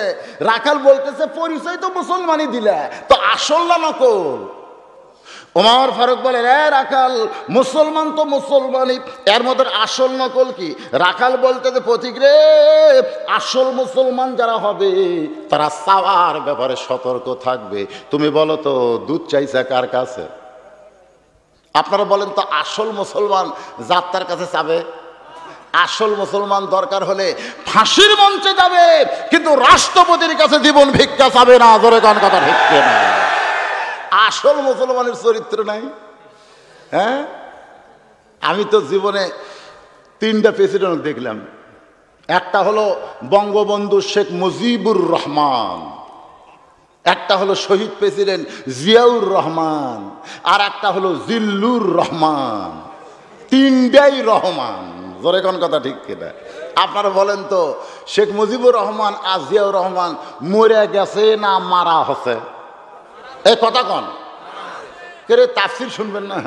শেখ মুজিবুর রহমান আর জিয়াউর রহমানকে কি মরে গেছে না মারা হচ্ছে? আর জিল্লুর রহমান ও মরে গেছে। আপনারা বুঝতে পারতেছেন, মারা যাওয়া আর মারা হওয়া। হ্যাঁ, জিল্লুর রহমানের যেদিন দাফন হচ্ছে, এটা আবার এটিএন বাংলাতে গোটা পৃথিবী প্রচার করতেছে, জিল্লুর রহমান এখন কবরে দাফন হবে। এটা আবার টিভিতে দেখানো হচ্ছে। একজন ঘোষক বলতেছে 5 স্তরের নিরাপত্তা আছে। কয় স্তরের? Army, RAB, police, BJP, answer বাহিনী, তোমরা কি প্রস্তুত? যেই কাছে তোমরা কি প্রস্তুত, রাইফেল উপর তোলা ঠাস ঠাস ঠাস ঠাস করে গোটা কয়েক গুলি করছে। এমন সেই মুনকির নাকির বলতেছে, আল্লাহ আমরা কি ফেরত যাব? যেভাবে নিরাপত্তা দেওয়া শুরু করছে, আমরা কি ফেরত যাব? আল্লাহকে কোন জায়গায় দেওয়া লাগবে, কোন জায়গায় দেয়?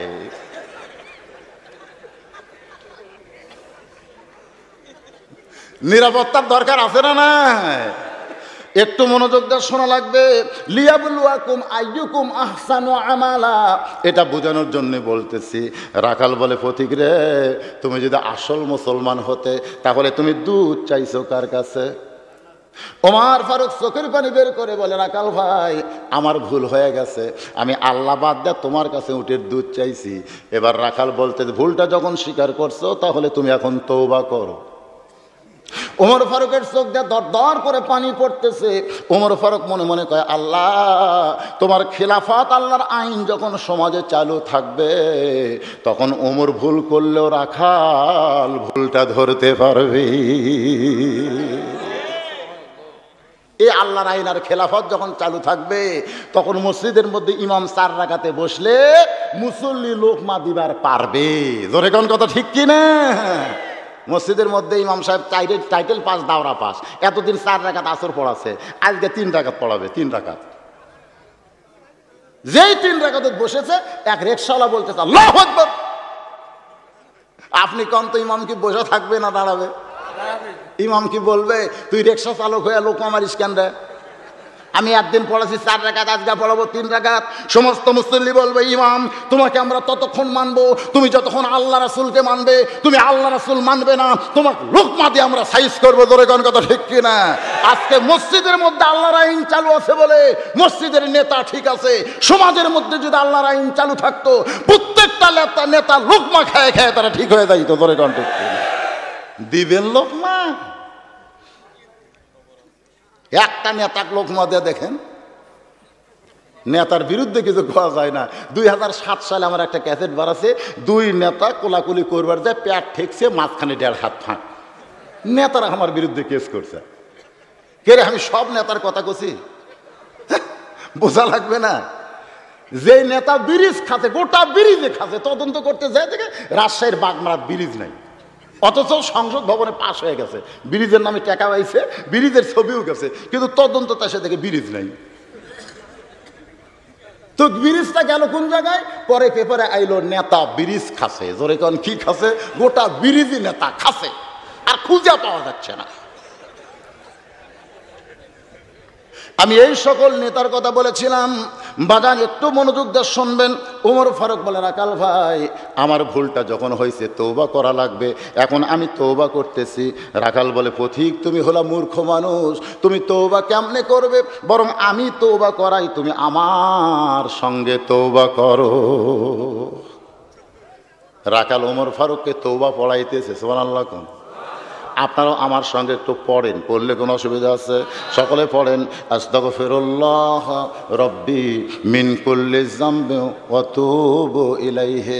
ওমর ফারুক তওবা করার পরে বলে, রাখাল ভাই আল্লাহর রাস্তায় উঠে এক পেয়ালা দুধ দাও, যেই দুধটা পান করে আমি ক্ষুধা তৃষ্ণা নিবারণ করতে চাই। রাখাল মুস্কি মুস্কি হাসের বলে, পথিক রে তওবা করার পরে তুমি আবার মুনাফিকি করলে। ওমর ফারুক চমকে গিয়ে বলে, রাখাল তোমার মুখে যা আসে তুমি তা বলতে পারো না, তওবা করার পরে মুনাফিকি কোথায় করলাম? রাখাল বলে, পথিক রে তোমার মুখের সাথে মনের মিল নাই, তুমি বলো তো আমি কি উঠের মালিক? ওমর ফারুক বলে, না। তাহলে তুমি বললে রাখাল ভাই আল্লাহর রাস্তায় উঠে এক পেয়ালা দুধ দাও, তুমি যতই আল্লাহর রাস্তায় বলো না কেন, মালিক ছাড়া রাখাল কোনোদিন তোমাকে দিবার পারবে না। আল্লাহর রাস্তায় যদি উঠের দুধ চাও তাহলে রাখাল বাদ দেয় তুমি মালিকের বাড়িতে যাও।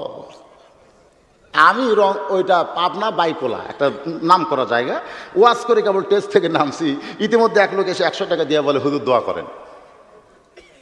আমি বললাম, কিসের দোয়া ভাই? বলে, হুজুর আমার বইয়ের পেটে বাচ্চা চাইছে, আল্লাহ যেন একটা পুত্র সন্তান দেয়। আমি পকেট থেকে 200 টাকা বের করে দিলেন। বলে, হুজুর আমি তো টাকা চাইনি, আমি দোয়া চাইছি। আমি বললাম, ভাই রে আমার বইয়ের পেটে বাচ্চা চাইছিল, আমি বহুদিন আল্লাহ বলছি আল্লাহ একটা পুত্র দিও, এত দোয়া করার পরে আল্লাহ আমার কন্যা দিছে, তো আমার দোয়া দিয়ে যদি আমার বইয়েরটাই বেটা না হয় তোর বইয়েরটা হবে?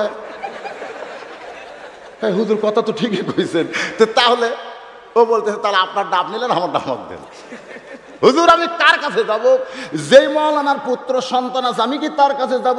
আমি লোকটার হাত ধরে বললাম, তোরে 200 টাকা দেওয়ার কারণে কি বুঝাইলাম, কোনো মৌলানা মুরব্বি পীর সাহেবের কাছে যাওয়া লাগবে না, এমন একজনের কাছে যাবে যে দিবার ক্ষমতা আছে, তিনি কে? রাখাল বলে, পথিক এখান থেকে মালিকের বাড়ি হলো 10 মাইল দূরে, ওই 10 মাইল দূরে মালিকের বাড়ির দরজায় গিয়ে বলো, মালিক তোমার রাখাল উট আর দুম্বা চড়ায় পাহাড়ি এলাকায়, তুমি মালিক যদি হুকুম দাও তাহলে রাখাল আল্লাহর রাস্তায় উটের এক পেলা দুধ দিবে। ওমর ফারুক বলে, রাখাল ভাই কত দূর মালিকের বাড়ি যাবার দরকার আমার নাই, ধরো তোমার 2 টাকা দিলাম, এই 2 টাকার বিনিময়ে তুমি উটের এক পেলা দুধ দাও। রাখাল রাগ করে বলে, পথিক রে তুমি কি মহামানব হযরত উমরকে চিনো? সুবহানাল্লাহ বলেন। রাখাল বলে, পথিক তুমি কি মহামানব হযরত উমরকে চিনো? যে উমর আল্লাহর আইন দিয়ে রাষ্ট্র চলায়, সেই উমরের গুপ্ত বাহিনী যদি দূর থেকে দেখবার পায়, তুমি মালিক বাদ দিয়ে আমার 2 টাকা ঘুষ দিলে, আর আমি তোমাকে গোপনে উটের এক পেয়ালা দুধ দিলাম, তাহলে তোমাকেও ধরবে আমাকেও ধরবে। ওমর ফারুক বলে, রাখাল রে উমরের গুপ্ত বাহিনীর হাতে ধরার ভয় যখন করতেছো, তাহলে চলো আমরা 2 জন পাহাড়ের গুহার মধ্যে যাই, ওই পাহাড়ের গুহার মধ্যে গিয়া আমি তোমারে গোপনে 2 টাকা দিব, তুমি গোপনে এক পেয়ালা উটের দুধ দিবে, তাহলে দুনিয়ার কেউ দেখতে পাবে না। রাখাল চিল্লায় বলে, ভণ্ড তুমি, ভণ্ড তুমি, ভণ্ড, পাহাড়ের গুহার মধ্যে দেওয়া না করলে রে পথিক দুনিয়ার কেউ দেখতে পাবে না, এই কথা তুমি বলো না। যেখানে দুনিয়ার কেউ দেখতে না পায় সেখানে রাখালের আল্লাহ দেখতে পায়। ওমর ফারুক সঙ্গে সঙ্গে মারছে দৌড়, এক দৌড়ে গিয়া পাহাড়ের পাদদেশে যায় নামাজ বিছায়া 2 রাকাত নামাজ পড়ে আল্লাহকে বলে, আল্লাহ তোমার কোরআন এত সুন্দর, তোমার কোরআন এত সুন্দর, তোমার কোরআনের আইন থাকার কারণে একজন রাখাল না দেখা আল্লাহকে কলিজার মধ্যে জায়গা দিয়া আমার মতো উমরকে গোপনেও কিছু দিবার চাই না, আমাকে ভণ্ড বলে তাড়াইয়া দেয়। আল্লাহ আমি তোমার রাখালের ভিতরে তোমার কোরআনকে দেখতে পাই। খেলাফত কারে বলে রে মুসলমান, একটু চিন্তা করেন। ওমর ফারুক যখন এমন করে কাঁদতেছে, পিছনে রাখাল দাঁড়ায় বলে, পথিক তুমি যতই কান্দো না কেন, উটের এক পেলা দুধ তোমারে দিবার পারবো না। ওমর ফারুক বলে, রাখাল ভাই উটের দুধের কোনো দরকার আমার নাই, তুমি যে না দেখা আল্লাহকে কলিজার মধ্যে জায়গা দিয়া তুমি এমন সুন্দর আমল করতেছো, আহসানু আমালা লিয়াবলুয়াকুম আইয়ুকুম আহসানু আমালা, তুমি যে এত সুন্দর আমল করতেছো করছো, এই আমলের বিনিময়ে তোমার চাহিদা কি?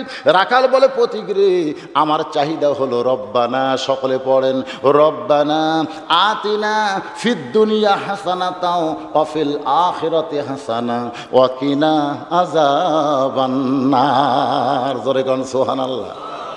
রাখাল উমর ফারুককে বলে পথিক, আমার চাহিদা হলো রব্বানা আতিনা ফিদ দুনিয়া হাসানাতাও ওয়া ফিল আখিরাতি হাসানা। উমর ফারুক বলে রাখাল ভাই, আমি মূর্খ মানুষ, তোমার কোরআনের আয়াত দিয়ে তো বুঝবার পারি নাই। রাখাল বলে পথিক রে, আমার 1 নম্বর চাওয়া হলো হযরত উমর ফারুক যিনি খলিফা, যা আল্লাহর আইন চালু করার কারণে আমি রাখাল না থেকে আল্লাহকে কলিজার মধ্যে জায়গা দিবার পারছি, ওই মহামানব উমরকে যদি একটা নজর আমি জীবনে দেখতে পাইতাম তাহলে রাখালের দুনিয়ার চাওয়া আল্লাহ পুরা করত। আমি রাখালের 2 নম্বর চাহিদা হলো, এই রাখাল যখন মারা যাবে আল্লাহ রাখালকে যেন জান্নাত দেয়। রাখালের চাহিদা কয়টা? দুনিয়ার চাহিদা হলো হযরত উমরকে 1 নজর দেখতে চাই, আর আখিরাতের চাহিদা হলো মরার সঙ্গে সঙ্গে আল্লাহ যেন তারে জান্নাত দেয়। উমর ফারুক খপ করে রাখালের হাতটা ধরে হাতে একটা চুমা দিয়ে বলে, রাখাল ভাই, তোমার 2 নম্বর চাহিদা আল্লাহ পুরা করবে, তোমার 2 নম্বর চাহিদা আল্লাহ পুরা করবে, মরার সঙ্গে সঙ্গে তুমি যে জান্নাত পাবে এ ব্যাপারে কোনো সন্দেহ নাই। রাখাল বলে পথিক রে, তুমি বড় চালাক, তুমি বাকির কথা সহজে বলতে পারলা, কিন্তু নগদের কথা বলতে গিয়া তুমি কেন আটকে গেলে? মরে গেলে জান্নাত পাবো, এই বাকি কথা তুমি সহজে কইলা, কিন্তু মহামানব হযরত উমরকে 1 নজর দেখতে পাবো, এই নগদ কথা তোমার বলতে কোন জায়গায় বাজে? উমর ফারুক চিন্তা করে যে আমি উমর, আমি কি, আমি উমর, কিন্তু আমি কেমনে বলবো? যে উমরকে তওবা পড়াইছে, জোরে কোন কি পড়াইছে, যে উমরকে মুনাফিক কইছে, যেই উমরকে ভণ্ড কইছে, সে যদি বলে আমি উমর, তাহলে রাখাল হার্ট ফেল করবে। জোরে কোন কি করবে? উমর ফারুক চিন্তায় পড়ে গেলেন, এখন আমি কি করব কি করব? এমন সময় আল্লাহর কোরআন সামনে দাঁড়ায় বলে, ওমর উদউ ইলা সাবিলি রব্বিকা বিল হিকমা। সরাসরি যদি তোমার পরিচয় দিবার না পারো তাহলে তুমি হিকমত অবলম্বন করো। হিকমতের দরকার আছে না নাই? প্রত্যেক দিন বলে চলো ভাই মসজিদে যাই, কই তুই নামাজ পড়াও, আমি না পড়াও তাই রে। যতইবার নামাজের কথা বলে প্রত্যেকবার একই কথাই কয়। লোকটা দেখতেছে না, সরাসরি নামাজের দাওয়াত দিলে তো কাম হয় না, হিকমত করা লাগবে। হিকমত কি? আপনাকে এলাকার বাজারের নাম কি? বারোয়ারি বাজার, বারোয়ারি, দারোয়ানি বাজার।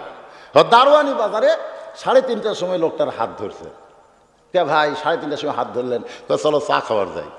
আপনার বলেন তো, এতদিন নামাজের কথা বললে যে গরম হয়েছে, আজকে চা খাওয়ার কথা বললে কি গরম হবে? বলতেছে চা কেন? বলে আপনাকে একটু চা খাওয়া ভাই। চা খাওয়ার যায়, বলতেছে পেঁয়াজি দাও, নিমকি দাও, জিলাপি দাও, যা আছে তাই দাও। ভাই এত কেন? খান ভাই। 40 টাকা খাওয়াতে খাওয়াতে আসরের আজান দিছে। ধরে খান কিসের আজান দিছে? আসরের যে আজান দিছে তখন বলতেছে আপনি বসে চা খান, আমি নামাজ পড়তে যাই ভাই। কারণ আল্লাহ যখন ডাকে তখন আর দুনিয়ার কোনো কাজ কাম করা যাবে না, কারণ মুয়াজ্জিনের ডাক না, ডাকটা হলো আল্লাহর। ধরে কোন কথা ঠিক কিনা? তো আপনি এখানে বসে থাকেন, আমি খালি নামাজ পড়ে আসতেছি। খপ করে হাত ধরছে। কি ব্যাপার হাত ধরলে কেন? বলে হাত ধরার কারণ হলো যে তুমি একলা একলা যাবা, আমাকে বলবো না? বলে এর আগে বহুদিন বলছি, কাম হয়নি। বলে এতদিন খালি খালি বলছো মিয়া, আর আজকে আমার পিছনে 40 টাকা খরচ করছো, খালি কইয়া দেখো। আল্লাহ রে, আজকে হিকমত কাজে লাগছে। তোর কোন কথা ঠিক কিনা? 40 টাকা খরচ করার কারণে দুর্বল হয়ে গেছে। তাহলে চলেন যাই। নিয়ে যাচ্ছে মসজিদের দিকে। বলে ভাইজান এতদিন খালি নামাজের কথা বলছি, অজু করার কথা বলারই সাহস পাইনি, আজকে কিন্তু অজু করা লাগবে। যা বলবা তাই। 40 টাকা খরচ করে আমাকে খাওয়াছো, আর তোমার সৌজন্যে আমি নামাজ পড়বো না? যা কবা তাই। অজু টুজু করার পরে বলতেছে ভাই মসজিদে ঢোকার কিন্তু নিয়ম আছে, ডান পায়ে ঢোকা লাগবে, দোয়া কিন্তু পড়া লাগবে। যা বলো তুই। মসজিদের বারান্দায় গিয়ে ও যখন দাঁড়াইছে, ও সামনে কাতারে গিয়ে বলতেছে আল্লাহ আল্লাহ, এতদিন পারি নাই, কিন্তু আজকে 40 টাকা খরচ করার কারণে তোমার বেয়ানামাজিকে কিন্তু মসজিদের বারান্দায় আনছি। আমার কাজ হলো দাওয়াত দেওয়া, তোমার কাজ হলো হেদায়েত দেওয়া। আমার কাম শেষ, এখন তোমারটা শুরু। আল্লাহ কয় বান্দারে, আজকে তোর দাওয়াতও কবুল হবে, আমার হেদায়েতও বান্দা পাবে। জোরে কোন কথা ঠিক। বলেন হেকমত আছে না নাই? ওমর ফারুক আল্লাহর কোরআনের আয়াতকে খেয়াল করে রাখালকে বলে, ও রাখাল ভাই, তুমি যদি মহামানব হযরত ওমরকে দেখতে চাও তাহলে তোমাকে ফজরের নামাজ সামনে কাতার আদায় করা লাগবে। কারণ ওমর ফারুক শুধু মদিনার খলিফা নয়, এই মুহূর্তে মসজিদ নববীর ইমামের দায়িত্বে আছে। খেলাফত কারে কয়? খালি চেয়ারম্যান হবে না, ইউনিয়ন পরিষদের বড় মসজিদের ইমামতি করা লাগবে। ধরে কোন কথা ঠিক কিনা? এটা হলো খেলাফতি। তুমি খালি চেয়ারম্যানই করবে না, শুধু চেয়ারম্যান হলে হবে না, মসজিদের ইমাম হওয়া লাগবে। উমর ফারুক শুধু মদিনার খলিফা না, মসজিদের ইমাম। ধরে কোন কথা ঠিক কিনা? তুমি যদি ওমরকে দেখতে চাও তাহলে ফজরের নামাজ তোমাকে সামনে কাতারে আদায় করা লাগবে। মেহরাবের দিকে তাকায় থাকলেই তো তুমি ওমরকে দেখতে পাবে। রাখাল বলে, প্রতীক রে, আমি হলাম বারান্দার মুসল্লি, সারা জীবন আমি বারান্দায় নামাজ পড়ি। মসজিদ নববীর ভিতরে ঢুকতে আমার বড় ভয়, কারণ নবীর দামি দামি সাহাবীর ভিতরে এ রাখালটা কেমনে দাঁড়ায়। ওমর ফারুক চোখের পানি বের করে বলে, রাখাল ভাই, তুমি এত জানো কিন্তু এইটা কেন জানো না? ইন্না আকরামাকুম ইনদাল্লাহি আতকাকুম। ওই ব্যক্তি সবচাইতে দামি হয় যার কলিজার ভিতরে আল্লাহর ভয়। রাখাল, তুমি সামনে কাতারে নামাজ পড়বে। রাখাল বলতেছে, পথিক, সামনে কাতার ধরার জন্য দরকার হলে এশার নামাজ পড়ার পরে আমি আর বের হব না, তখন থেকে সামনে কাতারে যাওয়ার চেষ্টা করব, কারণ সামনে কাতার যাইতে তো অনেক সময় লাগতে পারে। ওমর ফারুক মুস্কি হাসিতে বলে, ভাইজান, এশার নামাজ পড়ার পরে তুমি যদি সামনে কাতার ধরবার চাও, রাত্রেবেলা যদি তোমার চোখে ঘুম ধরে তাহলে তুমি করবা কি? রাখাল বলে, পথিক রে, ঘুমটা যদি ধরে তাহলে মসজিদের এক কোণা আমি ঘুমায়া যাব, মসজিদের এক কোনায় আমি ঘুমাবো।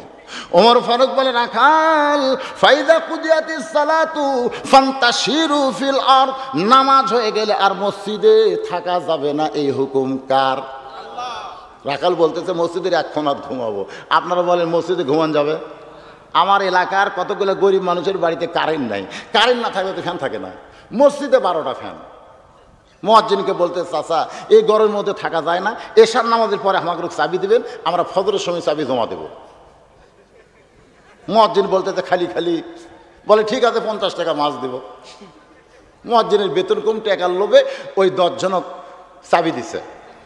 ওই 10 জনক চাবি দিছে, ওই চাবি পাইয়া ওরা মসজিদের মধ্যে যে 12টা ফ্যান দিছে। ধরে কোন কয় ফ্যান? 10 মানুষ 12 ফ্যান। সেই ঘুম, যারকে কারেন্ট নাই, ফ্যান নাই, হঠাৎ ফ্যান পাইলে কি হয় বুঝতেছেন তো? মুয়াজ্জিন ফজরের নামাজের আযান দিবার এসে কেবল বাতি জ্বলাইছে, যেই বাতি জ্বলাইছে দেখে একজনের লুঙ্গি গলাত, মানে ঘুমের তোড়ে ওর লুঙ্গি গলাত উঠে আইছে, ওই ঘুম পাড়তিছে। মুয়াজ্জিন বাতি লিবে ওর লুঙ্গি ঠিক করে, বুঝলেন, আবার বাতি জ্বলে ওই 10 জনের মাঝখানে দাঁড়িয়ে বলতেছে, হারাম, এই ঘুম পাড়া হারাম। আর লাভ দুটা বলে, চাচা, ঘুম পাড়া হারাম, দলিল কি? দলিল লাগবে কি রে? নিজের চোখে দেখছি রে, নিজের চোখে দেখছি মসজিদে ঘুম পাড়া হারাম, এর কোনো দলিল লাগবে না। ধরে কোন কথা ঠিক কি না? রাখাল বলে, পথিক, যদি ঘুম ধরে মসজিদের এক কোনায় ঘুমায় নিব। ওমর ফারুক বলে, রাখাল ভাই, মসজিদের কোনায় ঘুমান লাগবে না, আর এশার পরে সামনে কাতার নেওয়ার জন্য ফজর অপেক্ষা করা লাগবে না, বরং তুমি আজানের গুরুত্ব দিও। আল্লাহ নবী বলেছেন, আজান দেওয়ার 3 মিনিটের মধ্যে যারা মসজিদে পা দিবে একটা উট কুরবানির সওয়াব পাবে। আজান দেওয়ার 5 মিনিটের মধ্যে যারা মসজিদে পা দিবে একটা গরু কুরবানির সওয়াব পাবে। আজান দেওয়ার 10 মিনিটের মধ্যে যারা মসজিদে পা দিবে তাহলে একটা ছাগল কুরবানির সওয়াব পাবে। আর মুয়াজ্জিন যখন আকামত দিবে এমন সময় যারা মসজিদে পা দিবে একটা ডিম দান করার সওয়াব পাবে। আল্লাহ রাসূল বলেছেন, আজান দেওয়ার আগে কেউ যদি মসজিদের মধ্যে ঢোকে সে একটা সওয়াবও পাবে না। এখন আপনারা বলেন, আজান দেওয়ার আগে ঢুকবেন না পরে?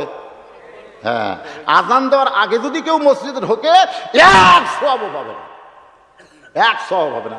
মসজিদ কি তোর বাপের ঘর যে ইচ্ছা মতো ঢুকে মসজিদে ফ্যান ছাড়ে দিয়ে, পাও ছাড়ে দিয়ে গল্প করতেছে, ধানের বাজার উঠে আবার কমে গেল রে, ধান আবাদ করে কি লাভ ভাই? যা মুখে আসে তাই গল্প করে। মসজিদের মধ্যে দুনিয়াবি কোনো গল্প চলবে না, জোরে কোন কথা ঠিক কিনা? ঢুকছে তো আর বাড়ায় না। ওমর ফারুক বলে, রাখাল ফজরের আযানের গুরুত্ব দিও।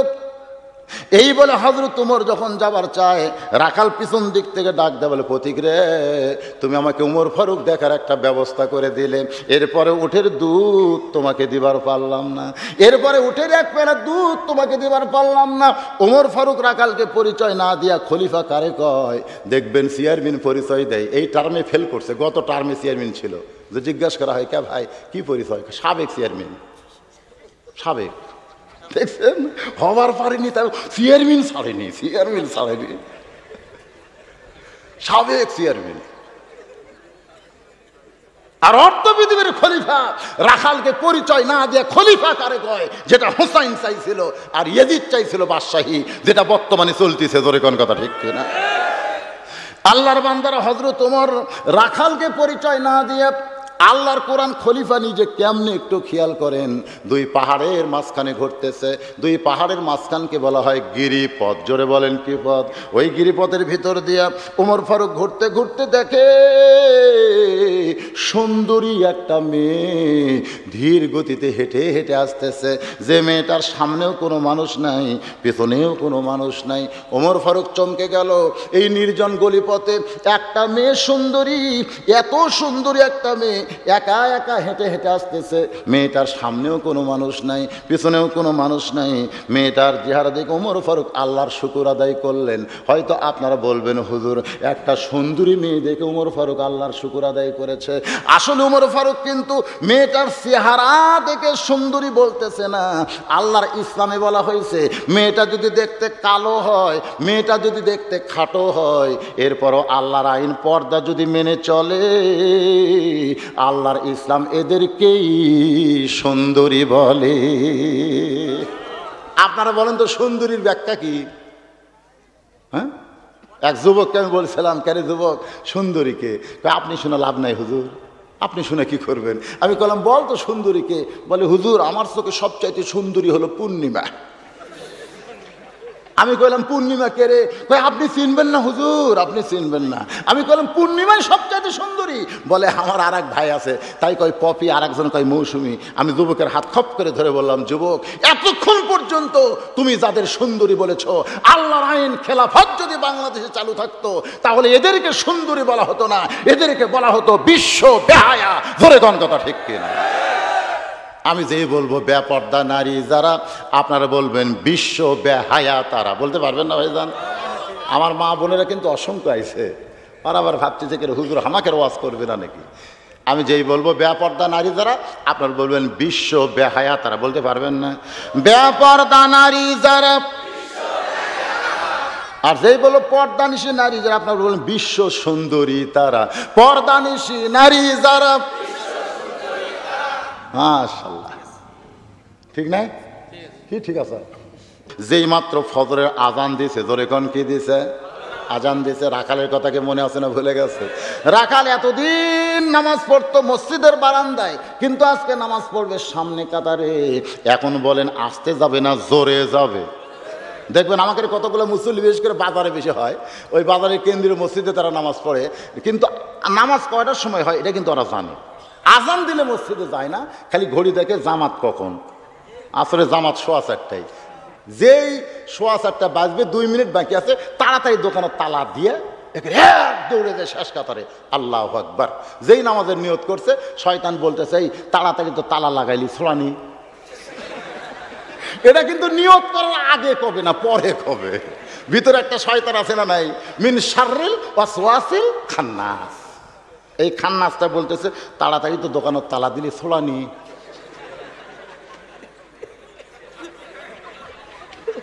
আচ্ছা আচ্ছা, আপনারা বলেন, মুখের কথা বন্ধ, মনে মনে যদি কথা বলে, তাহলে কি তার নামাজ হবে?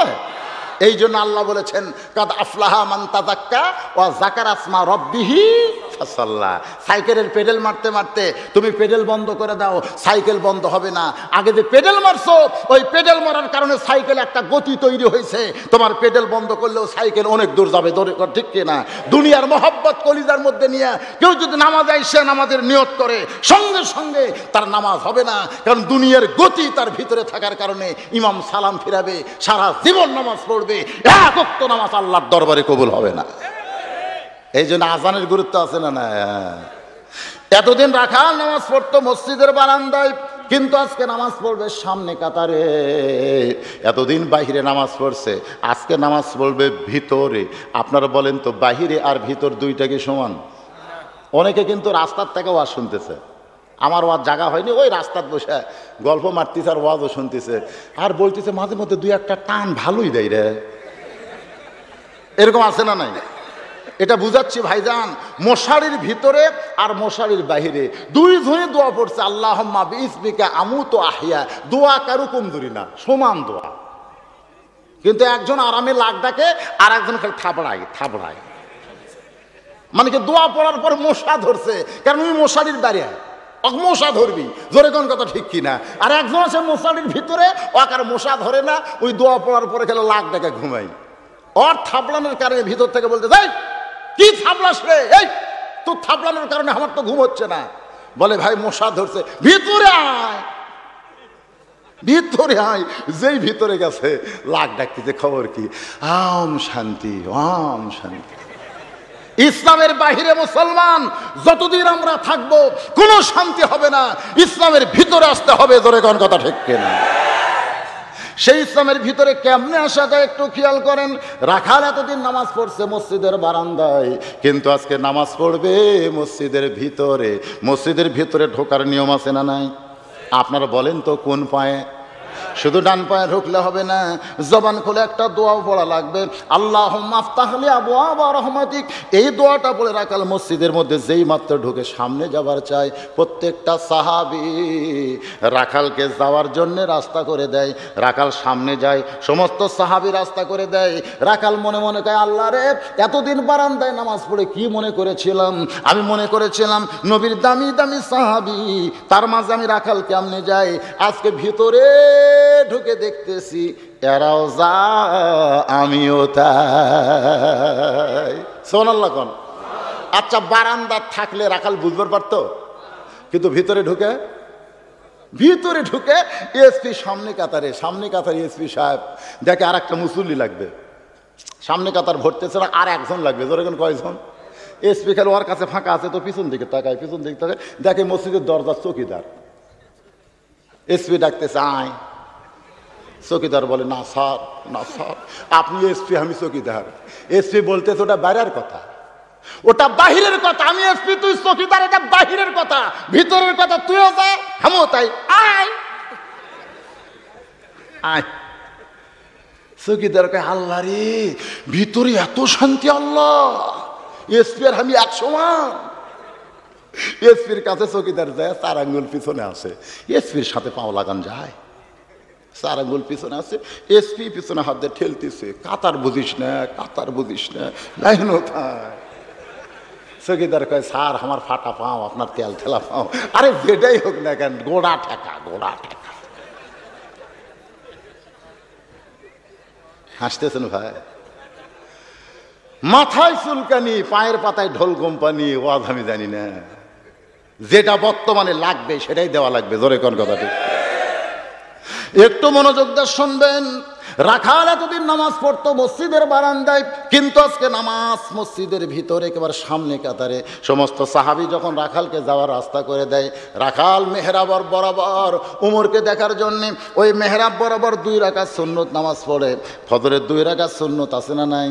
এই 2 রাকাত সুন্নত নামাজ পড়ে রাখাল শুধু মেহরাবের দিকে তাকায় আছে। ওমর ফারুক আসলি এক নজর তাকে প্রাণ ভরে দেখবে। বাজানগো, রাখালের পাশে একজন সাহাবী 2 রাকাত নামাজ পড়েছে, ওই সাহাবীর নাম হইল ওসমান গনি। রাখালের হাত ধরে বলতে যে, ভাইজান, আপনাকে কোনোদিন আমি সামনে কাতারে দেখি নাই, আল্লাহ নবী বলেছেন, অন্তত তোমার পাশে যে দুইজন নামাজ পড়বে, তোমার কাঁধের সঙ্গে কাঁধ মিলায়, গোড়ালির সঙ্গে গোড়ালি মিলায়, ওই দুইটা ভাইয়ের তুমি পরিচয় নাও। তুমি গোস্ত দিয়া, মাছ দিয়া, দই দিয়া ভাত খাও, আর তোমার পাশের নামাজি আজকে 2 দিন হলে খাবার পায় নাই। তুমি গোড়ালি ঠিক করো, কান ঠিক করো, কিন্তু তোমার ভুঁড়িতে উঁচা হয়ে আছে, ওর ভুঁড়ির যে খাবার নাই, তোমাদের জামাত কোনো দিন কবুল হবে না। ওসমান গনি রাখালের হাতটা ধরে বলে, ভাইজান, কোনোদিন আপনাকে সামনে কাতারে দেখি নাই, আজকে প্রথম দেখতেছি। আপনি কে গো ভাই? আপনার পরিচয়টা কি? রাখাল বলতেছে, আমি বারান্দার মুসল্লি। রাখাল বলতেছে, আমি বারান্দার মুসল্লি, আজকে সামনে কাতারে আইছি শুধু দেখার জন্যে। আমি শুধু দেখার জন্য সামনে কাতারে আইছি, আমি না দেখে যাব না। ওসমান গনি বলে, ভাইজান, আমিও দেখার জন্য আসি ভাই, কিন্তু আজ পর্যন্ত দেখা হইল না। রাখাল বলে, কি বলতেছেন? ওসমান গনি বলে, ভাইজান, আমিও দেখার জন্য আসি, কিন্তু আজ পর্যন্ত দেখা হইল না। কারণ রাখাল দেখতে চাইছে ওমর ফারুককে, আর ওসমান দেখতে চায় আল্লাহকে। জোরে কোন কাকে? দুইজনই দেখার জন্য আইছে। রাখাল দেখতে আইছে কাকে? একটু মনোযোগ দিয়ে শোনেন। রাখাল দেখতে আইছে হযরত ওমর ফারুককে, আর ওসমান দেখতে আইছে আল্লাহকে। এই জন্য ওসমান গনি বলে, ভাইজান, আমিও দেখার জন্য আসি, কিন্তু আজ পর্যন্ত দেখা পাইলাম না। রাখাল বলতেছে, মনে হয় আপনার চোখের সমস্যা আছে। ওসমান গনিকে চিনে না, যে কাউকে যে চিনে না। ওসমান গনিকে রাখাল বলতেছে, মনে হয় আপনার চোখের সমস্যা আছে, দেখার জন্য আসেন, কেন দেখতে পান না? যতই আপনি না দেখতে পান, আজকে আমার হাতটা ধরেন, আমি নিজেও দেখব, আপনাকেও দেখায়া দিব। ওসমান গনি খপ করে রাখালের হাতটা ধরে চোখের পানি বের করে মনে মনে বলতেছে, ইয়া আইয়ুহাল্লাযীনা আমানুত্তাকুল্লাহা ওয়া কুনু মা'আস-সাদিকিন। আল্লাহ কোরআনে বলেছেন, আল্লাহর ভয় যদি তোমাদের কলিজায় রাখবার চাও, তাহলে আল্লাহওয়ালার তোমরা সাথী হও। আল্লামা সাইদি হুজুরের সঙ্গে যারা জেলে ছিল, প্রত্যেকটা বেনামাজি আল্লাহর ওলির পরশে 5 ওয়াক্ত নামাজি হয়ে গেল। ওয়া কুনু মা'আস-সাদিকিন, সত্যবাদীর সাথী হওয়ার দরকার। আল্লাহর কোরআনে আছে না নাই? ইমাম মালিক যাবে জেলখানায়, আবু হানিফা যাবে জেলখানায়, কিয়ামত পর্যন্ত ভালো ভালো মানুষগুলা যাবে জেলখানায়, আর তোমরা থাকবা বাহিরে। আমার নবী 2.5 বছর জেল খেটেছে। কোনো মা'আস-সাদিকিন। ওসমান গনি রাখালের হাত ধরে ভাবতেছে, পাইছি রে আল্লাহ, আল্লাহ রে, পাইছি রে, নিজেও দেখবে, আমাকেও দেখায় দিবে। সুবহানাল্লাহ কবেন না? রাসূল বলেছেন, আমার যত সাহাবী ছিল, সবচাইতে নরম দিলের, নরম কলিজার সাহাবীর নাম হলো ওসমান গনি। জান্নাতুল বাকি যখন জিয়ারত করতে ঢুকবেন, যারা হজ করছেন, টেতে 2-4 জন নাই হাজী সাহেব? কে আছেন এখানে? কে ভাই গেছিলেন হজ করতে? জান্নাতুল বাকিতে ঢুকতে গেলে দরজায় একটা আরবিতে লেখা আছে, 10,000 সাহাবী এই জান্নাতুল বাকির মধ্যে ঘুমিয়ে আছে। জোরে কোন সুবহানাল্লাহ। মরে আছে, মরে আছে, এ কথা বাংলার এই বদমাইশেরা কয়, মরে আছে। সৌদি আরবের গ্রাম মুফতি বলেছে, আল্লাহওয়ালারা যারা কবরে যায় এরা মরে না, এরা ঘুমায় থাকে। জোরে কোন কথা ঠিক কিনা? ইসরাফিল ফিঙ্গার ফুৎকার দিলে ঘুম ভাঙবে। রাসূলের হাদিসে আছে, এত তাড়াতাড়ি কে ডাকলো রে? প্রত্যেকটা জান্নাতি বলবে, এত তাড়াতাড়ি কে ডাকলো রে? ফেরেশতা কয়, কি কোন? কই, এক কাত কেবল ঘুম ফেললাম। কই, এক কাত পারছেন? 1000 বছর গেছে। সুবহানাল্লাহ। আল্লাহর বান্দারা একটু মনোযোগ দিয়ে শুনবেন। 10,000 সাহাবী জান্নাতুল বাকির মধ্যে। এই জান্নাতুল বাকিতে যখন ঢুকবেন, সর্বপ্রথম যার কবরটা পাওয়া যায়, সেই কবরটা হলো ওসমান গনির কবর। ওই কবরের ওপরে কোনো গম্বুজ নাই, ওই কবরকে সুন্দর করে সাজানো হয় নাই, শুধুমাত্র চারিদিকে একটা সামান্য প্রাচীর, আর ওসমান গনির বুকের ওপরে একটা ছোট্ট পাথরে খোদাই করে লেখা, ওসমান গনি, ওসমান গনি। সুবহানাল্লাহ। ওসমান গনি দেখার পরে আমার চোখ দিয়ে দর দর করে পানি ঝরা শুরু হয়ে গেল। আমার সঙ্গে হাজী সাহেব বলে, হুজুর এত কবর জিয়ারত করে আপনি কাঁদেন না, কিন্তু এই কবরে কেন কাঁদতেছেন? আমি বললাম, ভাইজান আমার তো একটা কথা বারবার মনে হয়ে যায়। আল্লাহর নবীর কাছে এক সাহাবী বলে, রাসূলুল্লাহ ক্ষুধা নিয়ে আপনার কাছে আইছে, হুজুর একটু খাবার ব্যবস্থা করেন। রাসূল সঙ্গে সঙ্গে জুব্বাটা আলগা করলে সাহাবী তাকায় দেখে ক্ষুধাই নবী আমার পেটে পাথর বেঁধে বসে আছে। সাহাবী কাঁদতে কাঁদতে যখন রওনা দেয়, নবী ডাক দেয় বলে, আম্মা সাইলা ফালা তানহার, তুমি আমার কাছে সায়েল করলে আর আমি তোমাকে খালি খালি বিদায় দেব না, বরং যাও ওসমানের দরবারে, ওসমানের দরবারে যাও। গরিব সাহাবী নবীর কথা মতো ওসমানের দরবারে গিয়ে দেখে সন্ধ্যার সময় একটু আলো বেশি হয়েছে বাতিতে, ওই আলো টাইনা টাইনা শোলটা কমায় আলো কমাইতেছে। গরিব সাহাবী মনে মনে কয়, আল্লাহ রে, যে মানুষটা সামান্য আলো বেশি হইলে কমায় দেয়, সেই ওসমান কোনোদিন গরিবকে দান করবে না। নবীর কাছে এসে বলে, ইয়া রাসূলুল্লাহ এমন এক কৃপণের কাছে আমারে পাঠাইলেন, আমি তো কিছু চাবার সাহস পাইলাম না। রাসূল বললেন, আবার যাও। নবীর কথা মতো পরদিন সকালবেলায় ওই গরিব সাহাবী ওসমান গনির দরবারে গিয়ে দেখে ওসমান গনি রাত্রেবেলা বালিশে ঘুম পাড়ছে, ওই বালিশের কোনা ফাইটা তুলা ঘরের মধ্যে পড়ে গেছে, ওই তুলা খোটায়া খোটায়া ওই বালিশের খোলের মধ্যে ঢুকাইতেছে। হঠাৎ নাকের নিঃশ্বাসে তুলার ফুরুঙ্গি যখন উড়ে যায়, ওসমান গনি খপ করে ধরে ওটা আবার বালিশের মধ্যে ঢুকাই। গরিব সাহাবী কয়, আল্লাহ রে, জীবনে কত কৃপণ দেখছি কিন্তু এইরকম কোনোদিন দেখি নাই। আমার বাড়িতে এক চাইতে তুলা যদি বেশি পড়তো আমি সামটা দিয়ে ঝাড় দিতাম, কোনোদিন তুলা খোটায় তুলতাম না। এই কৃপণ তো আমার কিছুই দান করবে না। নবীর দরবারে গিয়ে বলে, নবীজি আপনি দিবার পারেন না ঠিক আছে, কিন্তু এমন কৃপণের কাছে আমারে কেন পাঠাইছেন? নবী বললেন, তুমি কি তোমার অভাবের কথা বলছো? বলে, হুজুর যা দেখলাম বলার সাহস পাই নাই। রাসূল বলেন, আবার যাও। পরদিন সকালবেলায় নবীর কথা মতো গরিব সাহাবী ওসমান গনির কাছে এসে দেখে ওসমান গনি খালি গায়ে বসে, তার গায়ের পাঞ্জাবি কয়েক জায়গায় ছিঁড়ে গেছে। ওই ছেঁড়া জায়গা তালি দেওয়ার জন্যে ওসমান শুয়ের মধ্যে সুতা ঢুকাবে, কিন্তু সুতা ঢুকাবার পারতেছে না। সুতা এই দিক দিয়ে যায়, এই দিক দিয়ে যায়। বাজান্ড গরিব সাহাবী মনে মনে কয়, আল্লাহ রে, এত ধনী কত কাপড় কিনতে পারবে, অথচ নতুন কাপড় কিনেও না, আর যেটা ছিঁড়ে সেটা দর্জির কাছে দিলেও তো সেলাই করে দেয়, এমন কৃপণ কোনোদিন আমাকে দান করবে না। এই বলে গরিব সাহাবী যখন ফিরতে চাই, ওসমান গনি কি যেন বুঝে তাকায়, বলে, ভাইজান তুমি কে গো ভাই?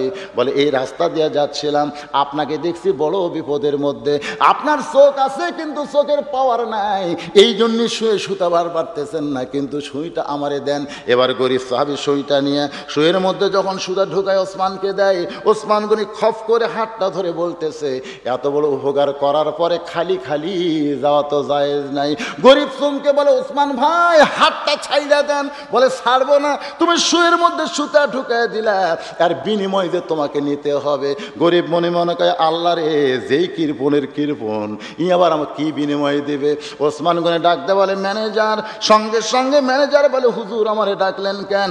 বলে, ম্যানেজার রে, তুমি কি জানো এই গরিব ভাই আমার কত বড় উপকার করছে, আমার শুয়ের মধ্যে সুতা ঢুকায় দিছে, এই গরিবকে 100 উট দিয়া দাও। গরিব চমকে বলে, হুজুর আপনি কি বলতেছেন? সামান্য শুয়ের মধ্যে সুতা ঢুকাইলাম, আমারে 100 উট আপনি কেন দেবেন? ওসমান গরিব বলে, ম্যানেজার আমার এই ভাইকে তুমি 200 উট দিয়া দাও। গরিব বলে, হুজুর আমাকে শুয়ের মধ্যে সুতা ঢোকানোর বিনিময়ে 200 উট কেন দেবেন? ওসমান গনি বলে, ম্যানেজার আমার এই ভাইকে তুমি 2000 উট দিয়া দাও। গরিব বলে, হুজুর আর বাড়াবেন না, আর বাড়াবেন না, সামান্য শুয়ের মধ্যে সুতা ঢুকাইলে 2000 উট যদি আমারে দেন, তাহলে পরপর আমি 3 বার কি দেখলাম। ওসমান গনি বলে, ভাই তুমি কি দেখছো? বলে, প্রথম দেখলাম আলো বেশি হয়েছে বলে আলো কমাইলেন, দ্বিতীয়বার দেখলাম বালুশের খোলফাইটা তুলা পড়ে গেছে, ওই তুলা আপনি খুঁটায় খুঁটায় বালুশের খলে উঠাইলেন, তৃতীয়বার দেখলাম শুয়ের মধ্যে সুতা ঢোকাবার পারতেছেন না। ওসমান গনি বলে, ভাইজান তুমি 3 বার দেখছো দুনিয়া, তুমি 3 বার দেখছো দেখছো দুনিয়া, এই দুনিয়ার আরামের জন্যে আমার আলোর কোনো দরকার নাই, এই দুনিয়ার জন্য আমার আলোর কোনো দরকার নাই, এই দুনিয়ার আরামের জন্যে আমার আরামের বালিশের কোনো দরকার নাই, এই দুনিয়ার জন্যে আমার নতুন কাপড়ের কোনো দরকার নাই। কিন্তু তোমারে 2000 উট দিলাম, আমি হলাম ওসমান আখেরাতের কাঙ্গাল। এই 2000 উটের বিনিময়ে আল্লাহ যেন ওসমানকে আখেরাতে দেয়। ওসমান রাখালের হাতটা ধরে বসে আছে, মনে আছে না ভুলে গেছেন? বাজানকে একটু মনোযোগ দিয়ে শুনবেন। ওমর ফারুক ওই সুন্দরী মেয়েটার সামনে দাঁড়ায় সালাম দিয়ে বলে, মা কোথায় তোমার বাড়ি, কোথায় তোমার ঘর? মেয়েটা বলতে যে, প্রতীক রে তোমার পরিচয় কি? আমার পরিচয় পরে, আগার তোমার পরিচয় দাও। ওমর ফারুক মনে মনে চিন্তা করে, রাখালকে মুসলমান পরিচয় দিয়ে যে বিপদ, আবার এইটার আমি কি পরিচয় দিব? বলতেছে, মা তুমি যখন আমার পরিচয় চাও, আমি হলাম অধম ওমর। জোরে কোন সুবহানাল্লাহ। বাজান রে, চলে যাব আমরা আবু বকরের কাছে, মনে আছে না ভুলে গেছেন? আবু বকর রাদিয়াল্লাহু বলে, মা আয়েশা তোমার 3টা প্রশ্নের উত্তর আমি পরে দিব মা। হাজার হাজার সাহাবী বাইরে দাঁড়িয়ে আছে, তারা নবীর তদন্তের রিপোর্ট নিবার চায়। আয়েশা বলতেছে, বাবা তাহলে আপনি তদন্তে যান। এবার আবু বকর রাদিয়াল্লাহু তদন্ত করতে গিয়ে দেখে যেন লাশের পাশে কে যেন গুনগুন করে কাঁদতেছে। বলে, আয়েশা রে আমি তো নবী তদন্তে যাবার চাই, কিন্তু এই কান্নাটা কোন থেকে আসতেছে মা আমি শুনতে চাই। আয়েশা বলতেছে, বাবা নবীর পাশে যেই মহিয়সী নারী কাঁদতেছে, সে হলো দুনিয়ার এমন একজন মানুষ, নবীর কলিজার টুকরা মা ফাতেমা। আয়েশা বলে, ফাতেমা তুই একটু নবী থেকে সরে যা মা, অন্দরমহলে যা, কারণ আবু বকর তোমার জন্য বড় পরপুরুষ মা।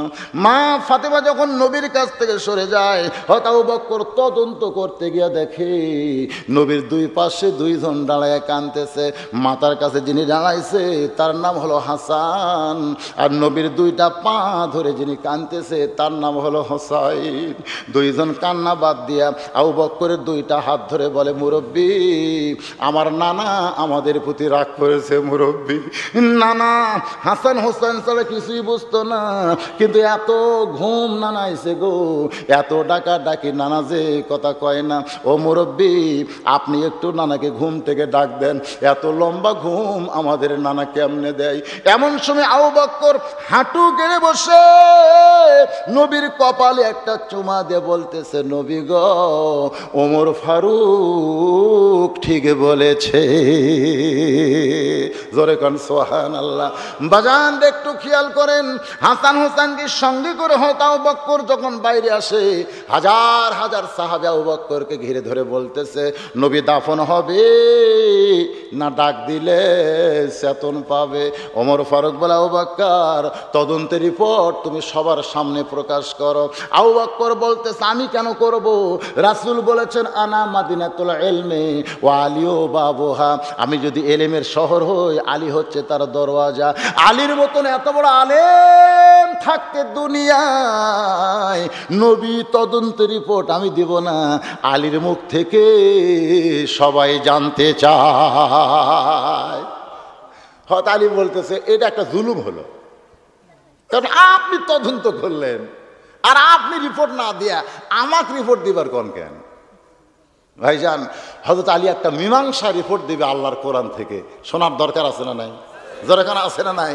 আর ওসমান গনি রাখালের হাত ধরে আছে, এরপরে যে কি মজা হবে ভাই, একটু খেয়াল করেন। কিছুক্ষণ পরে মসজিদের মুয়াজ্জিন যখন আকামত শুরু করেছে, একটু খেয়াল করবেন যে আকামতের মধ্যে 2টা কথা, কদ কামাতিস সালাহ আছে না নাই? দরকার আছে না নাই?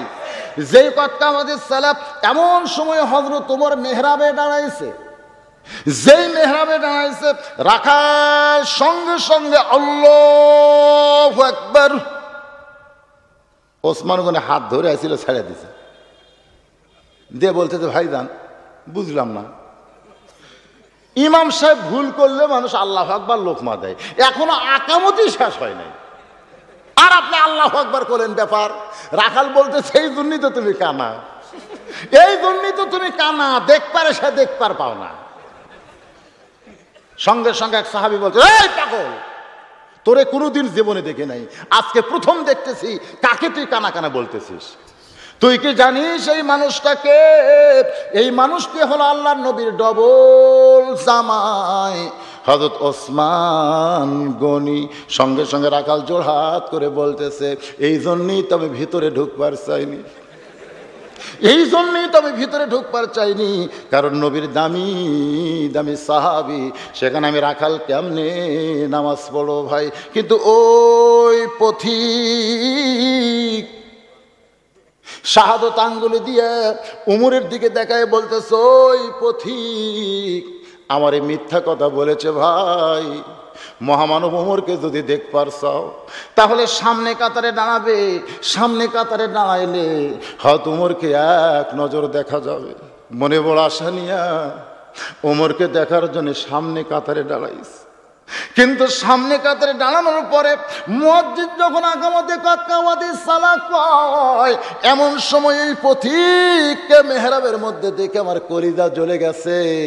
আমি আল্লাহু আকবার লোকমা দিয়া ওই পথিককে সরাইয়া দিব, ওইখানে মহামানব হযরত ওমরকে আমি এক নজর দেখব। হাজার হাজার সাহাবীরা কান্দে, হাজার হাজার সাহাবীরা পাগলের মতন কাঁদতেছে। রাখাল চিল্লায় বলে, আল্লাহ রে, বারান্দায় নামাজ পড়তেছিলাম সেটাই ভালো, কিন্তু ভিতরে ঢুকে যেন কান্দা কান্দি শুরু হয়ে গেল। আসলেই তো তাই, যারা মক্কায় নামাজ পড়েছেন, মদিনায় নামাজ পড়েছেন, বিশেষ করে রমজান মাসে মদিনার মসজিদে তারাবির নামাজ যখন শুরু হয়ে যায়, ওই নামাজের ভিতরে জাহান্নামের আয়াত যখন আসে ভাই, প্রত্যেকটা মুসলমান কাঁদতে কাঁদতে বেহুশ হয়ে যায়। আমি দেখেছি মক্কা, দেখেছি মদিনায়, দেখেছি তাইফে, দেখেছি জিদ্দায়, দেখেছি রিয়াদে, দেখেছি দাম্মামে। আল কাসেম বলেন, যত জেলা মক্কা মদিনায়, প্রত্যেকটা জেলায় জেলায় আপনাদের দোয়া ওয়াজ করতে গিয়ে দেখেছি মক্কা মদিনার মানুষগুলো নামাজের ভিতরে কান্দে, বাইরে কান্দে না। আর আমাদের বাংলাদেশের লোকেরা ধড়পড় ধড়পড় করে নামাজ পড়ে আর মোনাজাতের মধ্যে কান্দে হাসিয়া দেয়। আল্লাহর বান্দারা, নামাজের মধ্যে যা চাবার সবই আছে, জোরে কন ঠিক কিনা ভাই? আল্লাহর বান্দারা তাই বলে মনে করেন না যে আমি মোনাজাত নিষেধ করতেছি। আচ্ছা, 2 রাকাত নামাজ পড়তে 1.5 মিনিট, আমার সঙ্গে এক মুসল্লি ঢুকছে মসজিদে, বুঝলেন? আমি জোহরের 4 রাকাত সুন্নতের নিয়ত করছি, ওইও করছি একসাথেই। আমার 2 রাকাত না হতে আর 4 রাকাত শেষ। আমি সালাম ফিরা কইলাম, কে রে ভাই, এই একই সাথে 2 জন ঢুকলাম, তো আমার 2 রাকাত না হতেই তোর 4 রাকাত হলো, ব্যাপার কি? আপনার চর্চা নাই, আপনার চর্চা নাই, মানে আমার বলে চর্চা নাই। আমি বললাম, তোমার চর্চার সাইজ কি? তুমি নামাজের মধ্যে যেভাবে সূরা ফাতিহা পড়লে ঠিক আমাকে সেইভাবে শোনাও তো দেখি। মানে তুমি তো ধড়ফড় করে পড়লে, সূরা ফাতিহা পড়া লাগেনি? কি কোন লাগে নাই? যেভাবে নামাজের মধ্যে পড়ছো ঠিক সেইভাবে আমাকে শোনাবা। ও তখন বলতে, হুজুর শুনবেন যখন তাহলে শোনেন। আলহামদুলিল্লাহ আলহামদুলিল্লাহ রাব্বিল আলামিন। আর 2 কান্দে 2 ফেরেশতা আছে না নাই? এই জোরে কেন আছে না নাই? ওই 2 ফেরেশতা বলতেছে, আল্লাহ মসজিদের মধ্যে ঢুকেন নিয়ত আমরা করছি যে তোমার বান্দার নেকি আমরা লিখবো, কিন্তু এত জোরে সূরা ফাতিহা কইলো আমরা তো বুঝবার পারলাম না, আমরা কি লেখবো আল্লাহ? তো ডান কান্দেরটা বাম কান্দ কয় তুই লেখ, বাম কান্দেরটা কয় আমার কলম বন্ধ ভাই, কারণ আমার লেখার জায়গা আছে মসজিদের মধ্যে না। আমি বাম কান্দের ফেরেশতা বেড়ায় লেখবো আর মসজিদের মধ্যে তুই লিখবি ডান কান্দের ফেরেশতা লেখ। আমি কি লেখবো রে, বুঝবার পারিনি। তখন 2 ফেরেশতা আল্লাহ কয়, আল্লাহ তোমার বান্দা এত জোরে সূরা ফাতিহা পড়ছে আমরা বুঝবার পারিনি, লেখবো কি? আল্লাহ কয়, তোরা তো দূরের কথা, আমি আল্লাহ বুঝবার পারিনি রে। কি কন? মানুষকে কোনো কথা বলতে গেলে এমনভাবে বলা লাগবে সে যেন বুঝে লিখতে পারে। জোরে কোন কথা ঠিক কিনা? মুহুরি লিখতেছে, আপনাকে বলতেছে বলেন আমি লিখি, আপনি এত জোরে বলতে কি বলিস, ভালো করে কয় কি কয় না বলেন? সূরা ফাতিহা হলো আল্লাহর কাছে ভিক্ষা চাওয়া। সুন্দর করে সূরা ফাতিহার তেলাওয়াতের দরকার আছে না নাই? জোরে করে আছে না নাই? বাজান গো, সমস্ত সাহাবীরা যখন পাগলের মতন কান্দে, এমন সময় রাখাল চিল্লাই বলে, আল্লাহ রে, বারান্দায় নামাজ পড়া ভালো ছিল, এই মসজিদের মধ্যে কেমনে কান্দা কান্দি শুরু হয়ে গেল। এমন সময় ওসমান গনি বলে, রাখাল তুমি যারে পথিক পথিক বলতেছো, সিনি হলেন হযরত ওমর। যেই কইছে হযরত ওমর, গাছের গোড়া কাটলে গাছটা যেমন ঠাস করে পড়ে, রাখাল দৌড়ে গিয়া উমর ফারুকের সামনে এইভাবে পড়ে গিয়া পাগলের মতন বলতেছি, আমির আল মুমিনিন, আমি আপনাকে তওবা পড়ালাম। ইয়া আমির আল মুমিনিন, আমি আপনাকে মুনাফিক কইলাম। ইয়া আমির আল মুমিনিন, আমি আপনাকে ভণ্ড কইলাম। এত কথা কইলাম গো, আপনি তো আমারে কিছুই কইলেন না। সমস্ত সাহাবীরা বলে, কি বলতেছে রাখাল, কি বলতেছে? যে ওমর রাস্তাতে গেলে শয়তান 40 দিন যায় না, তখন ওমর ছিল। কিন্তু বাজান, রাখালের সঙ্গে ওমরের এই অবস্থা হয়েছে, তখন ওমর নাই, ওমর খেলাফত চর্চা করতেছিল। সমস্ত সাহাবীরা বলে, ইয়া আমির আল মুমিনিন, এই রাখাল কি বলতেছে? আপনাকে নাকি তওবা পড়াইছে, আপনাকে মুনাফিক কইছে, আপনারে ভণ্ড কইছে। ওমর ফারুক রাখালকে ধরে বুকের মধ্যে নেয়। সমস্ত সাহাবীরা বলে, এর মারেফত আমরা জানতে চাই। ওমর ফারুক বলেন, এর মারেফত অবশ্যই আমি জানাবো, তবে আকামত যখন হয়ে গেছে, আকামতের পরে নামাজ পড়ে, নামাজ শেষ হলে রাখাল ওমরের মারেফত তোমাদের শোনাবো। সুবহানাল্লাহ কোন। দুই বন্ধু বসে আওয়াজ শুনতেছে। আর সদকাতে তারুদ্দুল বালা, হাদিসে আছে সদকা দান করলে বালা মুসিবত দূর হয়ে যায়। ওর বউ 2 বছর হলে বিছনাত পড়ে আছে, দৌড়ে আসে 500 টাকা দিছে, দিয়ে বলছে, বন্ধু বলতেছে, কি রে, কি দিলি? আমার বউ পড়ে আছে, ভাই 500 টাকা দিলাম, দেখে আল্লাহ ভালো করতে পারে। পাগলা হয়েছিস, আমার পকেটে 1000 টাকা আছে, কিন্তু আমি মৌলবীদের কথা বিশ্বাস করি না। চলে গেছে, বুঝলেন? ও আর শেষ করে 2 বন্ধু যাচ্ছে। যাওয়ার সময় একজনের বাড়ি হলো পশ্চিম পাড়া, একজন হলো পূর্ব পাড়া। তো পশ্চিম পাড়ার বউ হলো পঙ্গু 2 বছরের, যা ডাকতেছে মেয়েকে, রহিমা দরজা খুলমা। বউ বলতেছে, সারা জীবন রহিমাকে ডাকো কেন, আমাকে ডাকবার পারো না? স্বামী কয়, পঙ্গু আবার ক্ষয় কিরে? যেই দরজা খুলে দিছে, কয়, তুমি না বিছনা থেকে উঠতে পারো না? বলে, আজকে গভীর রাত্রে স্বপ্নে হাঁটতেছিলাম গো, হাঁটতেছিলাম, হঠাৎ ঘুম ভেঙে গেল, পায়ের দিকে তাকায়, দিকে পায়ে শক্তি পাই। কি বলে যে, আমি ওযু করে তাহাজ্জুদের নামাজ শেষ করতে আপনি ডাকতেছেন, সঙ্গে সঙ্গে আল্লাহু আকবার, আল্লাহু আকবার। আল্লাহ পারে, জোরে গান পারে কি পারে না? জোরে গান পারে কি পারে না? পারে। আর যেই বেটা 1000 টাকা নিয়ে বাড়িতে যাচ্ছে, কয় মৌলবীকে বিশ্বাস করি না। ওর বউ পেশাব করবে, স্লিপ কেটে পড়ে গেছে। জোরে গান কি কেটে? পঞ্চের চ্যানেল পাঁচ টাই চলা গোসলখানা পেশাব করে গেছে রাত 9টার সময়, 2 ঠ্যাং একবারে গেছে, ঠাস করে পড়ছে। আর বাপ মা আইসা শান করে তুলিছে। উই যায়, বউ ডাকতেছে, কে বিবি দরজা খুলে দাও। বউ বলতেছে, তোমার মা কও যাও। মায়ের কাছে যায়, বলতেছে, মা দরজা খোলো। মা দরজা খুলে বলতেছে, এই শয়তান, খালি খালি ওয়াজ শুনবার দাস, খালি খালি ওয়াজ শুনিস, তুই নামাজও পড়িস না, 1 টাকা দানও করিস না, তুই খালি ওয়াজ শুনিস, খালি ব্যাগের কোনো দাম নাই, খালি বস্তার কোনো দাম নাই। জোরে কোন কথা ঠিক কিনা? তুই ওয়াজ শুনবার গেছিস, তোর বউ আসার পরে মাজা ভেঙে গেছে, যা শয়তান যা। বইয়ের কাছে এসে দেখতেছে বইয়ের কাম সারা। পরদিন হাসপাতালে নিয়ে গেছে, বলতেছে, বগুড়ার ডাক্তার বলতেছে, মাজার রক ছিঁড়ছে। ভাই, এটা বগুড়ার ক্যাপাসিটি নাই, এটা ঢাকার যাওয়া লাগবে। 1000 টাকা বাঁচ আছে, 1 লাখ টাকা আল্লাহ লাগাছে। জোরে কোন কথা ঠিক কিনা?